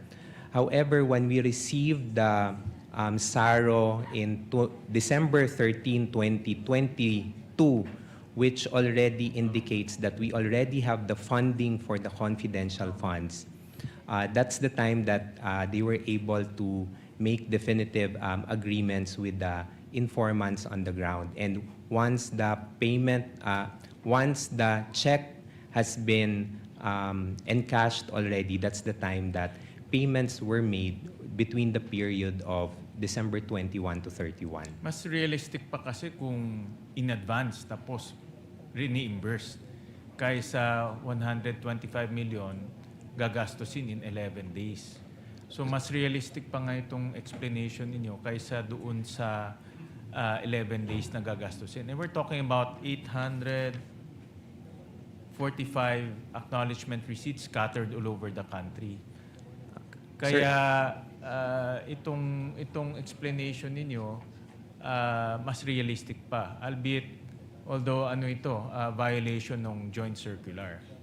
So I'd like to point out lang, Your Honor, that there were no reimbursements made, sir, based on what was relayed to me, sir. There was no reimbursements But made. this was sir. information relayed to you by La Chica. Colonel La Chica, sir. And itong si Colonel La Chica, kanina naririnig ko, hindi nyo alam yung direct na ginagawa niya, hindi rin alam ni Acosta.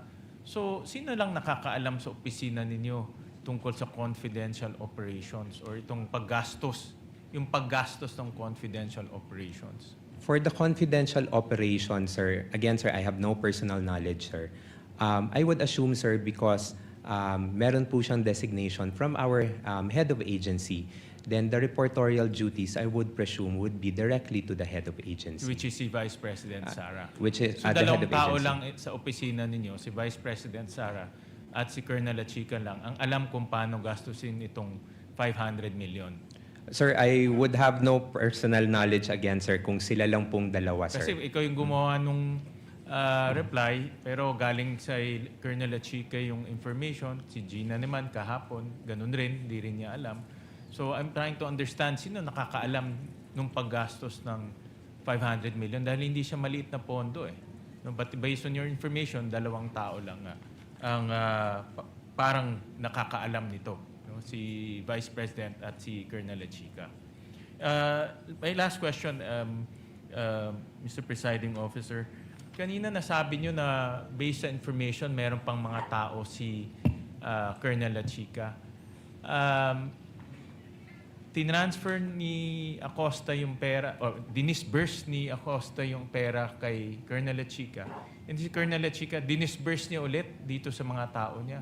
So, double handling ang nangyari dito sa pera. So, paano natin malalaman kung talagang yung pera ay pumunta sa mga activities o tao na kailangan puntahan dahil ni yung accountable officer hindi niya na alam kung paano na-disburse yung pera doon sa mga informants. Anong kwento sa'yo ni Colonel La Chica na umabot talaga dito sa mga informants? Sir, based on what was shared to me, sir, Ms. Gina Acosta disbursed the amount to the security officer and then the security officer implemented it on the ground. Yeah, but violation na kasi in disbursement to Colonel La Chica eh. And then there's another violation na from Colonel La Chica to some people who disperse the amounts. Ibig sabihin, ang daming taong humahawak ng pera bago umabot sa mga informants. So, in that sense, ang daming violation o tinakbuhan ng pera. So, thank you, Mr. Presiding Officer. Thank you, Senate President. With the indulgence of Senator Judge Padilla, Senator Judge Camille Villar will be availing for a first round opportunity to interject. So I will recognize her first. Again, with your indulgence, Senator Judge Padilla, I see you nodding. Senator Judge Camille Villar, you may proceed when you're ready. You have 2 minutes, ma'am. Okay, thank you, Mr. Presiding Officer. Good afternoon po, Mr. Ortonio. Good afternoon, Your Honor. Maayong hapon. So, mayong hapon din. I just have a few clarificatory questions for you, if you don't mind. Tama po ba kayo ang Assistant Chief of Staff ng OVP? Yes, that's correct, Your Honor. And kayo po ang sumagot dun sa AOM na pinadala ng COA. Kayo po yung nag-prepare ng report. Yes, that's correct, Your Honor. Yes, and ano yung what was the process in which that you did that? Or what were the things that you had to do? You prepared the AOM, you consulted with? Nung na-receive po yung AOM, ma'am, I informed the Chief of Staff and the Vice President. And from there was an instruction to me to coordinate with the Special Disbursing Officer and the Security Officer, which I did also, ma'am. And then from their replies, ma'am, I drafted the response and then I submitted the reply for final approval to the head of agency.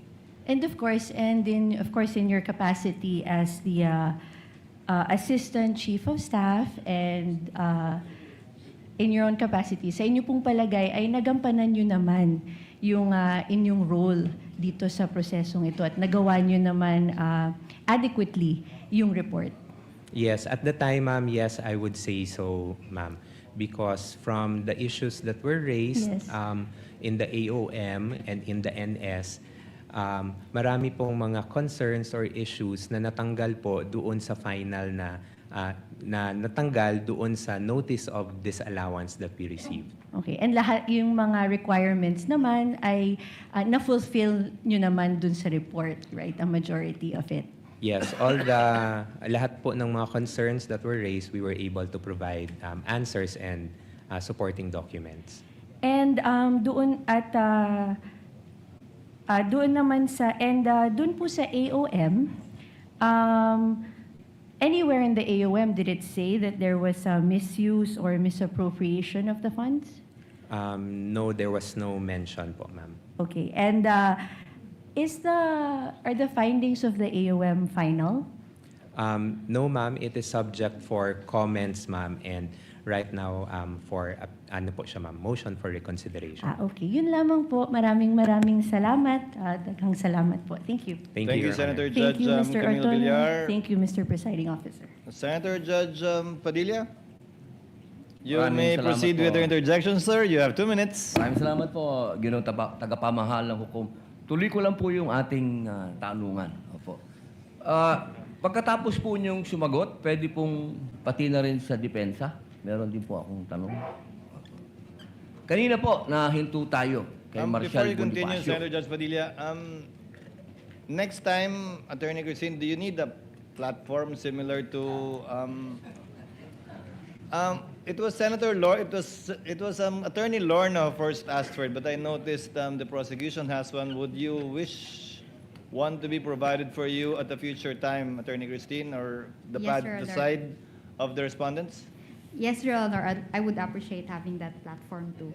Okay. Thank you. In the next hearing, Attorney Christine. Yes, Senator Judge Padilla, you may Opo. proceed. Balikan ko po, naputol po tayo kanina. Opo. Naniniwala po ba kayo na ang confidential fund para yaan po ay makakuha tayo ng informasyon para makasave ng buhay, para makakaroon tayo ng law and order? If used properly, yes, Your Honor. Okay. Opo. Kayo po, sa defense, naniniwala po ba kayo? Yes, Your Honor. Opo. Kung sa palagay niyo po, nung panahon na si Marshal Bonifacio ay may confidential fund at nalaman niya na merong magtatangka sa kanyang buhay, sa palagay niyo po ba buhay pa si Senator Benigno Aquino ngayon? Well, assuming, Your Honor, that the foreign occupants were those lone threats to his life, then probably yes, Your Honor. Salamat po. Kayo po? Actually, Your Honor, I'm not aware really of the circumstances during that time, Your Honor. So Okay. I cannot really comment intelligently on that. Yes, opo. Yes, Your Opo. Honor. Sige. Si Marshal Bonifacio po ang may tuturing natin na nagbigay ng daan para sa people power. Yung kanya pong pagkamatay. Opo. Siya po ay na-assassinate. Opo. Sa palagay niyo po ba, kung meron siyang confidential fund nung panahon na yon, ay nagkaroon siya ng information na merong assassination na magagawa sa kanya? Likely, Your Honor. Salamat po. Pangalawang tanong po. Palagay niyo po ba kung meron confidential fund si former Senator Angara, na sa ngayon ay Secretary ng DepEd, maaari po bang napigil niya ang mga shooting incident sa mga paaralan? I cannot speculate. Wala pong speculation. I Sa tingin lang po niyo, apologize, kung Your Honor, meron I cannot siyang... speculate. Sabi niyo po kasi kanina, sumang-ayon po kayo, kung may confidential fund, maaring makapigil, makapagbigay ng kapayapaan, law and order. Sa palagay niyo po ba, kung meron siyang confidential... Ano lang naman po yun? Yes or no? Kung hindi po kayo naniniwala, hindi no? No, Your Honor. Okay, salamat po. Kayo po? It can, Your Honor, if the purpose of the confidential fund is to conduct surveillance, Your Honor, on the threats. So, kinda. Yes. Tama ba yung aking diction? Kinda. Salamat po. Salamat po sa inyong dalawa. Sa isang tanong na lang po sa ating saksi. Naniniwala po ba kayo na hindi pa naman talaga natapos ang investigasyon ng COA dito patungkol sa sinasabing akusasyon sa ating Vice President? Yes, sir.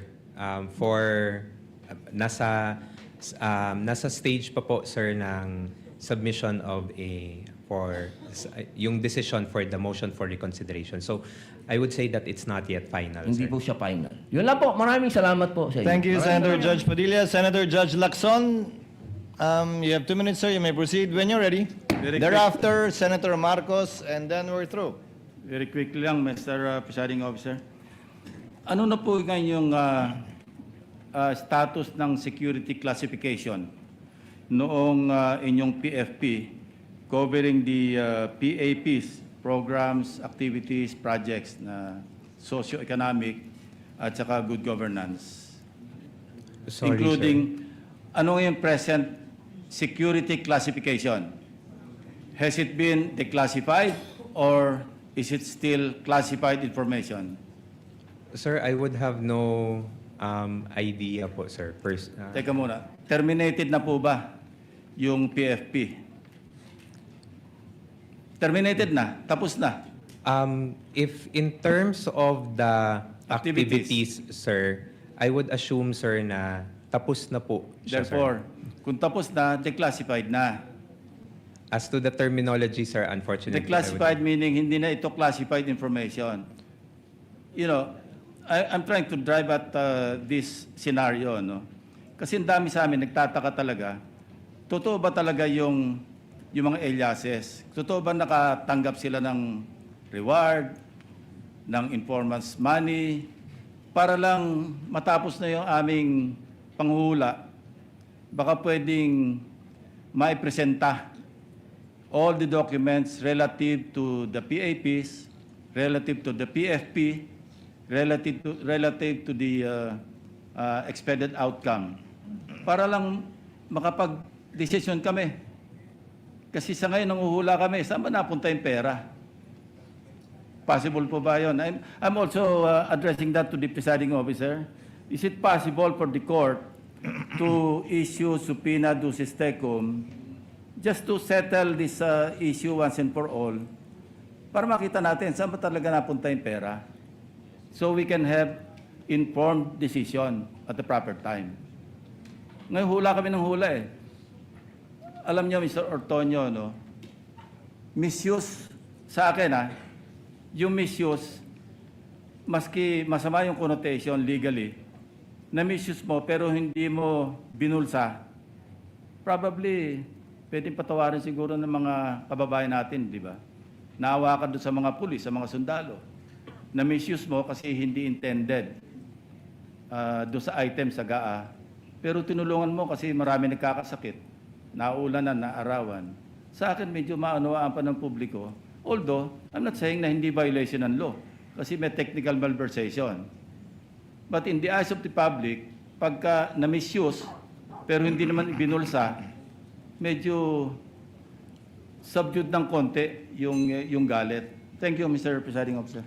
To respond, as a general rule, the court should sit as a passive body, Senator Judge Lacson, and leave it up to the prosecution to subpoena documents they deem necessary to prove their case. However, the court is not without any power after both counsels have presented their respective evidences in chief to call a witness, recall a witness, call a witness that was not called by either or named by either party, and subpoena documents in connection with the subpoena ad testificandum ducis tecum may also be issued, citing as basis City of Cebu versus GACO, AMRTJ 82111, and People versus Valera, GR number 20-28-6.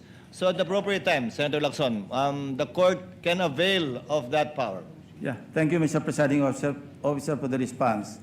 Kasi para hindi na tayo nanguhula lahat ito, 20 ilan tayo rito, hindi natin alam kung talaga saan napunta yung pera. Of course, there's a presumption na nagamit na maayos. But still, there's that doubt. You cannot remove that because of the so many issues na lumabas dito sa aming trial. And we want to be satisfied. After all, we'll be deciding on the basis of evidence and kung anong tingin namin, kung ano yung tama o ano yung mali. Thank you, Mr. Presiding Officer. We reserve that right. The court reserves that right, Senator Judge Lacson. Finally, Senator Judge Marcos for her interjection. Yes, maraming salamat. At naintriga lang ako sa nasabi kanina, no? What's the documentary evidence of payment? Sa palagay ninyo, ano yung katibayan na nabayaran at hindi? For the documentary evidence of payment po, we submitted the acknowledgement receipts. Yung AR pa rin. In the context of rewards and incentives, what's the documentary evidence of payment? Based on my understanding, ma'am, acknowledgement receipts. AR ma'am. din. Wala talagang resibo, walang voucher, walang invoice. Ganun po ba? Ang understanding ko po, ma'am, it's the acknowledgement receipts, ma'am, can suffice, ma'am. And COA did not require OVP to submit what was inside that sealed envelope. Nasabi nga ninyo kanina, yung AR lang ang binuksan nyo, hindi na tinignan yung sealed envelope. Kasi ba hindi required ng COA yun? Ma'am, when we submitted the initial po na comment ng COA is that we submit documentary evidence of payment to include also either ARs or official receipts. We submitted po ARs as documentary evidence of payment, and in the notice of disallowance po, there was no concern anymore in terms of the acknowledgement receipts, ma'am. So inasmuch as yung COA did no longer ask for other documentation aside from the AR and the other documents submitted, is that the reason kung bakit hindi na ninyo binuksan yung sealed envelope? Ma'am, at the time, ma'am, when I submitted the documents, ma'am, and it was sealed, ma'am, as the role of the liaison officer, ma'am, who will transmit documents to the Commission on Audit, there is no specific na provision, ma'am, that the liaison officer needs to open it. I just need to transmit the documents to the Commission on Audit. Thank you very much. At yun nga ang gusto ko i-clarify, hindi na kinailangan buksan yung sealed envelope dahil yun nga yung AR at yung mga dokumentong nabigay, yun na yung katibayan na nabayaran. Thank you. Thank you, Your Thank you, Honor. Senator Judge Marcos. Senator Judge Erwin Tulfo. I know, Mr. Presiding Officer, we're in a hurry now, pero just a quick manifestation, Mr. Officer. You may proceed, Sir, Senator Judge may Tulfo. I once again encourage both counsels, the prosecution and the defense, to consider presenting the individual who appears to be the missing link in the testimonies we have heard so far. Ilang araw na po ito, Colonel La Chica, Colonel La Chica, La Chica, La Chica. Even Colonel La Chica, sa mga TV po kanina, kagabi, willing po siya mag-testify dito. Maging si Defense Secretary, sabi niya gano'n, pinaubayan na namin sa Senate, si Colonel La Chica. I understand, Mr. Presiding Officer, we cannot compel him to appear, but he has been repeatedly named by several witnesses, and it may be helpful to this court to hear directly from that individual so that gaping holes in the testimony may be clarified and the facts may be properly connected. I'm sure lahat po ng Senator judges would like to ask him, ano ba, saan mo ba dinala? Totoo bang inutusan ka ni BP? O sarili mo lang yan, binulsa mo? I have a lot of questions, Mr. Presiding Officer. That's why I am praying that one day we will be able to talk to Colonel La Chica para matapos na ho ito. Iniiwan ho natin parang hanging po yung question. Patatapos na po tayo dito sa hostile witness, babalik na tayo sa witnesses ng prosecutors. Hindi pa natin narinig si Colonel La Chica. Mr. Presiding Officer, yun lang po. The manifestation is noted, but as earlier ruled by the presiding officer, we cannot compel either party to call a witness. However, after the presentation of the party's evidence in chief, The court may exercise its discretion to call a witness based on the Supreme Court ruling cited by the chair earlier. That time will come should Colonel Lachica not be called by either party. So ordered. Just a few questions, Mr. Antonio. To wind up, kayo po ang nagsagot o sumagot sa lahat ng AOM, notice of suspension at notice of disallowance. Tama po? Yes, I'm one of the signatories po. Wala po doon sa AOM o kahit anong notice of suspension at disallowance yung issue tungkol sa mga alias sa acknowledgement receipt. Na-raise po ba yun doon? It was not raised in any of the observations from COA, sir. So hindi nyo kinailangan sagutin yon? We did not answer, sir. Did not need to answer because there was no question posed. Yes, Your Honor. There was no issue also raised by COA with respect to spending it for 11 days. Correct? That's correct, Your Honor. Wala rin kayong kailangan sagutin kaugnay nun. Yes, Your Honor. Now, the notice of disallowance, for the 3 quarters of 2023, it was disallowed dahil base sa testimonya ni Gina Acosta, binigay niya yung pera kay Colonel Lachica. Tama po ba? That's one of the observations po, Your Honor. It's not an observation anymore, Mr. Antonio. It's a notice of disallowance. Disallowance. Yes, that's correct, Your Honor. So, sa tingin ng COA, bawal, illegal, hindi sang-ayon sa JC 2015-1 yung pagbigay ni Gina Acosta kay Lachica. Based on the notice of disallowance, Your Honor, it indicates na the transfer from one agency to another, sir. Kayo po, alam niyo po ba yun na binigay ni Gina Acosta yung huling quarter ng 2022 at 3 quarter ng 2023 kay Colonel Lachica lahat? At the time, sir, no, I did not, sir. At the time na binigay niya o at the time na nangyari na? At the time na nangyari lahat, sir. I would have no personal knowledge, sir. Hindi, pero nung ginawa mo yung AOM, unang sagot sa AOM, alam mo na binigay ni Gina kay Lachica? Yes, sir, because they were introduced as the special So, October mo nang nalaman na binigay lahat ni Gina Lachica, October 2023, nung sinagot mo yung unang AOM para sa huling quarter ng 2022, doon mo palang nalaman na binigay lahat ni Gina kay Lachica yung pera? That's correct, Your Honor. Now, is Lachica an accountable officer based on the definition of the JC? Based on the JC, sir, he is not an accountable officer, sir. It's the SDO. And that is the reason why his signature does not appear in any of the documents submitted by the Vice President in relation to the AOM, NS, and Notice of Disallowance. Dahil hindi naman siya empleyado ng OVP, di ba? Yes, sir. He's not an employee, sir, although he's designated as the security officer.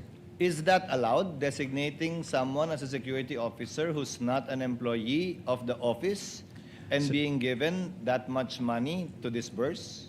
Sir, based on my understanding, sir, on the JC, when I read it, sir, there's no specific guideline, sir, on who to designate as a security officer. But there is a provision po, sir, that the head of agency may designate a security officer to implement different programs and activities. Now, you keep on mentioning that Lachica implemented and that Acosta disbursed. Ano pong definition nyo ng implement? Implement, sir, would be to perform the different activities on the ground, sir. Which entails what? How will he perform the different activities on the ground in relation to confidential funds? Possible, sir, to coordinate with the different informants or agents, sir. Yun po yung pwede kong mabigay na information, sir. Mr. Antonio, sa mga salitang perform at coordinate, saan po doon yung paggastos ng confidential fund? Perform, coordinate. Yun ang definition mo na implement. Yes, sir. Oh, asan doon? Ba't binigay kay Colonel Lachica yung pera at ba't siya gumastos kung perform at coordinate lang pala? Did Colonel Lachica spend the money? I would say so, sir, that being the implementer of the different activities, sir, he spent the money for the different confidential activities. So Colonel Lachica disbursed the money for various confidential activities? I would say, sir, na he implemented the different activities, sir. Mr. Antonio, nasa spent na tayo. binago ko lang ng konting disburse, bumalik ka na naman sa implement eh. Again, spent, disbursed. It means the same thing. Ang Sir- gumastos na ng pera na binigay ni Gina, si Colonel at sika o mga tauhan niya. Sir, based on my understanding, sir, it's Miss Gina Acosta who disbursed the fund, sir. And then si Colonel Chica po yung implement or conduct ng mga confidential activities Hindi on the ground. nagbayad si Colonel at sika? Part of his duties as the implementor, sir, nagbayad Mabayad. siya doon sa mga... So is it your theory that Gina disbursed to Lachika as an end user? Yun po yung ano ko, sir. That's my understanding po, sir. Kung on end that. user si Lachika, bakit niya binawi yung acknowledgement receipt niya nung nagbigay na siya ng mga acknowledgement receipt para sa di umano binayaran niya? Hindi ba dapat tinago niya yun? Kasi nag-disburse si Gina, tinanggap ni Lachika. Kung siya ang end user, tama lang na may acknowledgement receipt siya, ba't niya binawi? Ba't hindi tinago sa file? Sir, in terms of binawi po yung AR, sir, Ni Lachika?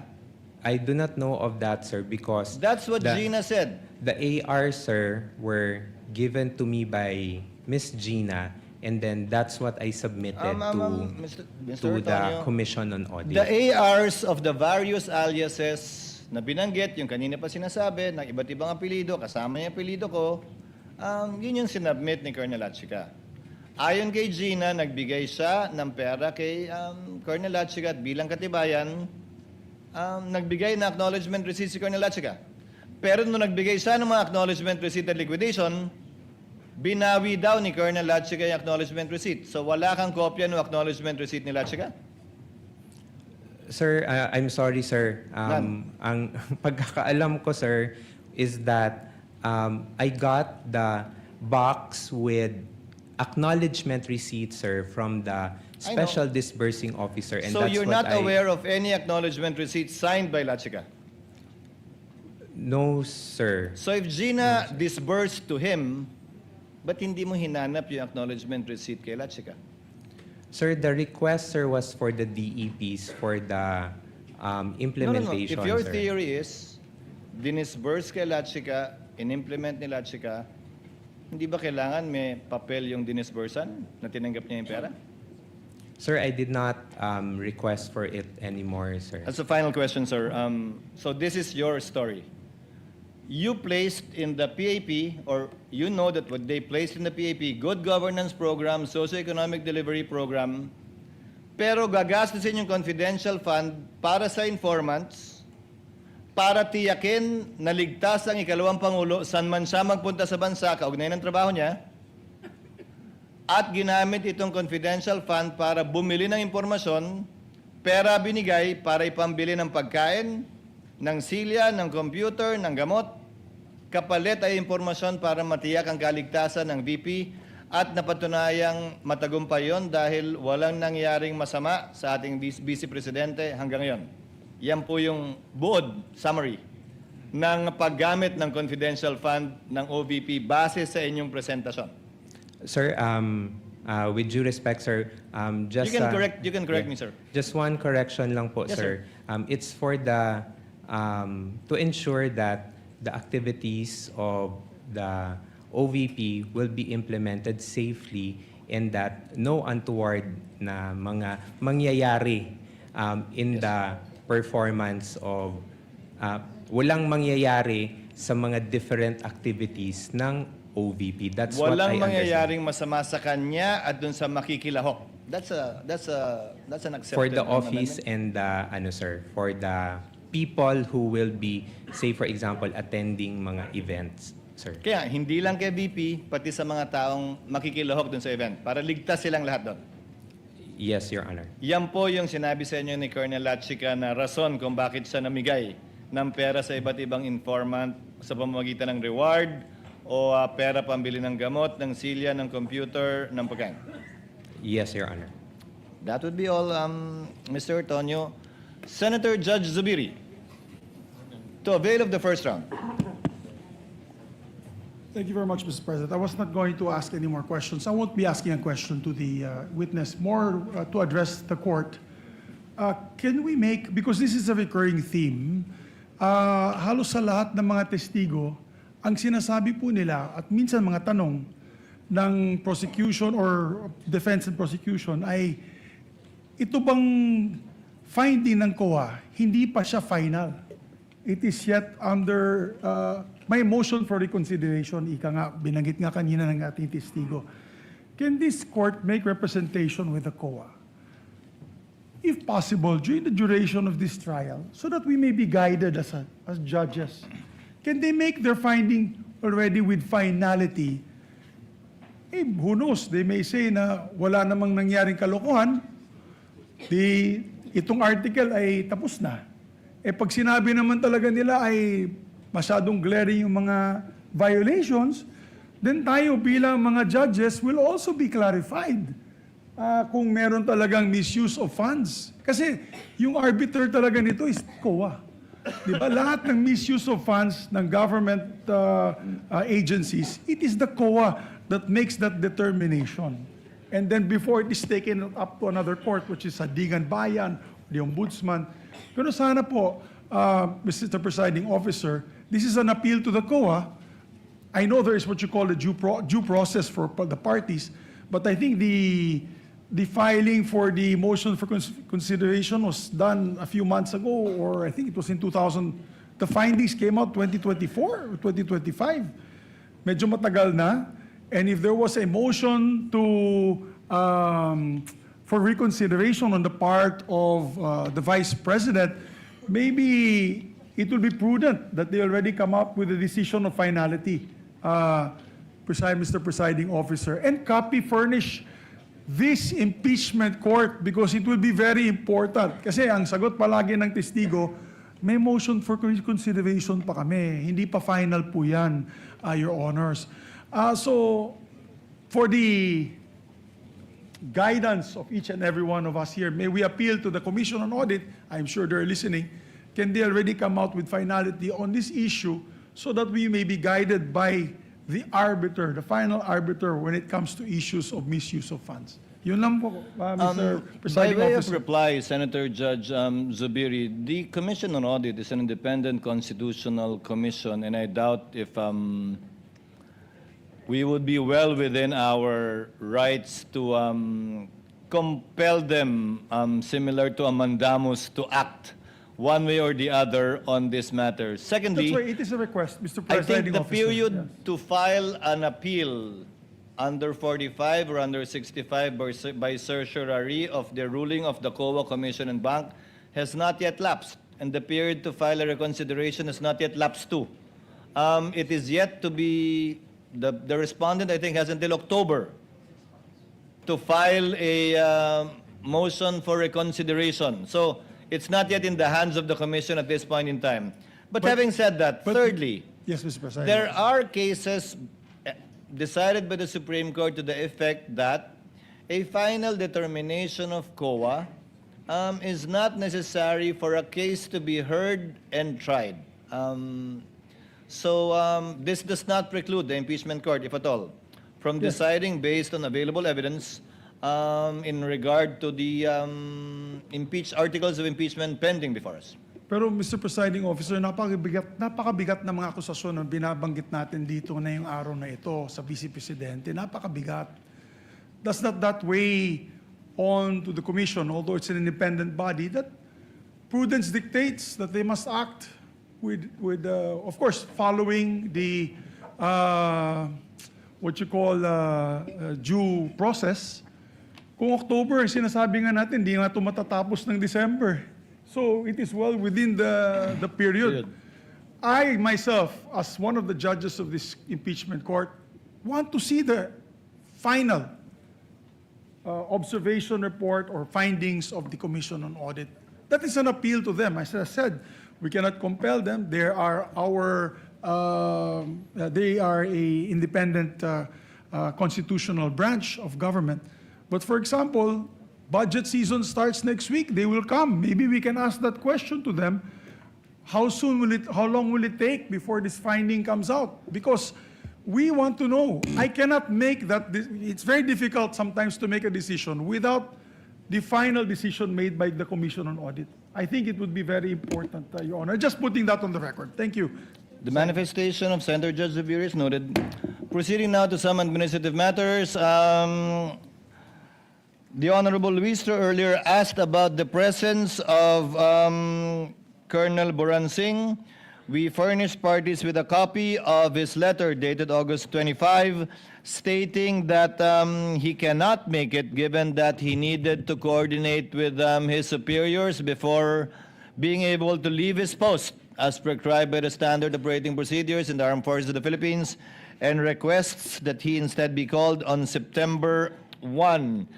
I am constrained to grant that, Honorable Luistro, Attorney Sheila, given the exigencies of his position, that he is the commanding officer of Task Force Zamboanga and cannot leave simply because he received the subpoena and would need certain preparations before he can leave his post. Let the corresponding subpoena, if it has not yet been issued, be issued for Colonel Boransing, the second on September 1. Number 2, insofar as Major General Bajao retired is concerned, the address given was not received by the Armed Forces of the Philippines. He is retired. So may I instruct the prosecution to kindly coordinate with either the Philippine Veterans Affairs Office, PIVAO, or the AFP Pension and Gratuity Management Center to get an address. I'm sure he's receiving his pension from somewhere, and that would be a good place to look. The court cannot issue a subpoena properly to Major General Bajao without an address, counsel. Bahaw. In regard to the third, sitting third? Panopio, Your Honor. Yes, in regard to Colonel Panopio, he was subpoenaed to appear on September 1, thinking that Colonel Boransing would be here today. Therefore, there are no other witnesses to be presented by the prosecution today. So, next week we are expecting Colonel Boransing, Colonel Panopio, and hopefully we would be able to find Major General Bahaw, if you will still persist in those three witnesses, Honorable Luistro. Your Honor, we respectfully inform the Honorable Impeachment Court that we are now dropping the presentation of Colonel Bahaw. Nevertheless, we maintain Major General. Major retired. General Bahaw, Your Honor. We maintain the position to present both Colonel Boransing and Colonel Panopio, to whom the subpoenas have been ordered to be issued for September 1, 2026, Your Honor. But in addition to that, Your Honor, and in order to maximize the schedule that is given to us by the I was Honorable about to ask Impeachment that. Court, for September 2, that is next Wednesday, Your Honor, we would like to respectfully move for the issuance of subpoena ad testificandum to Attorney Mike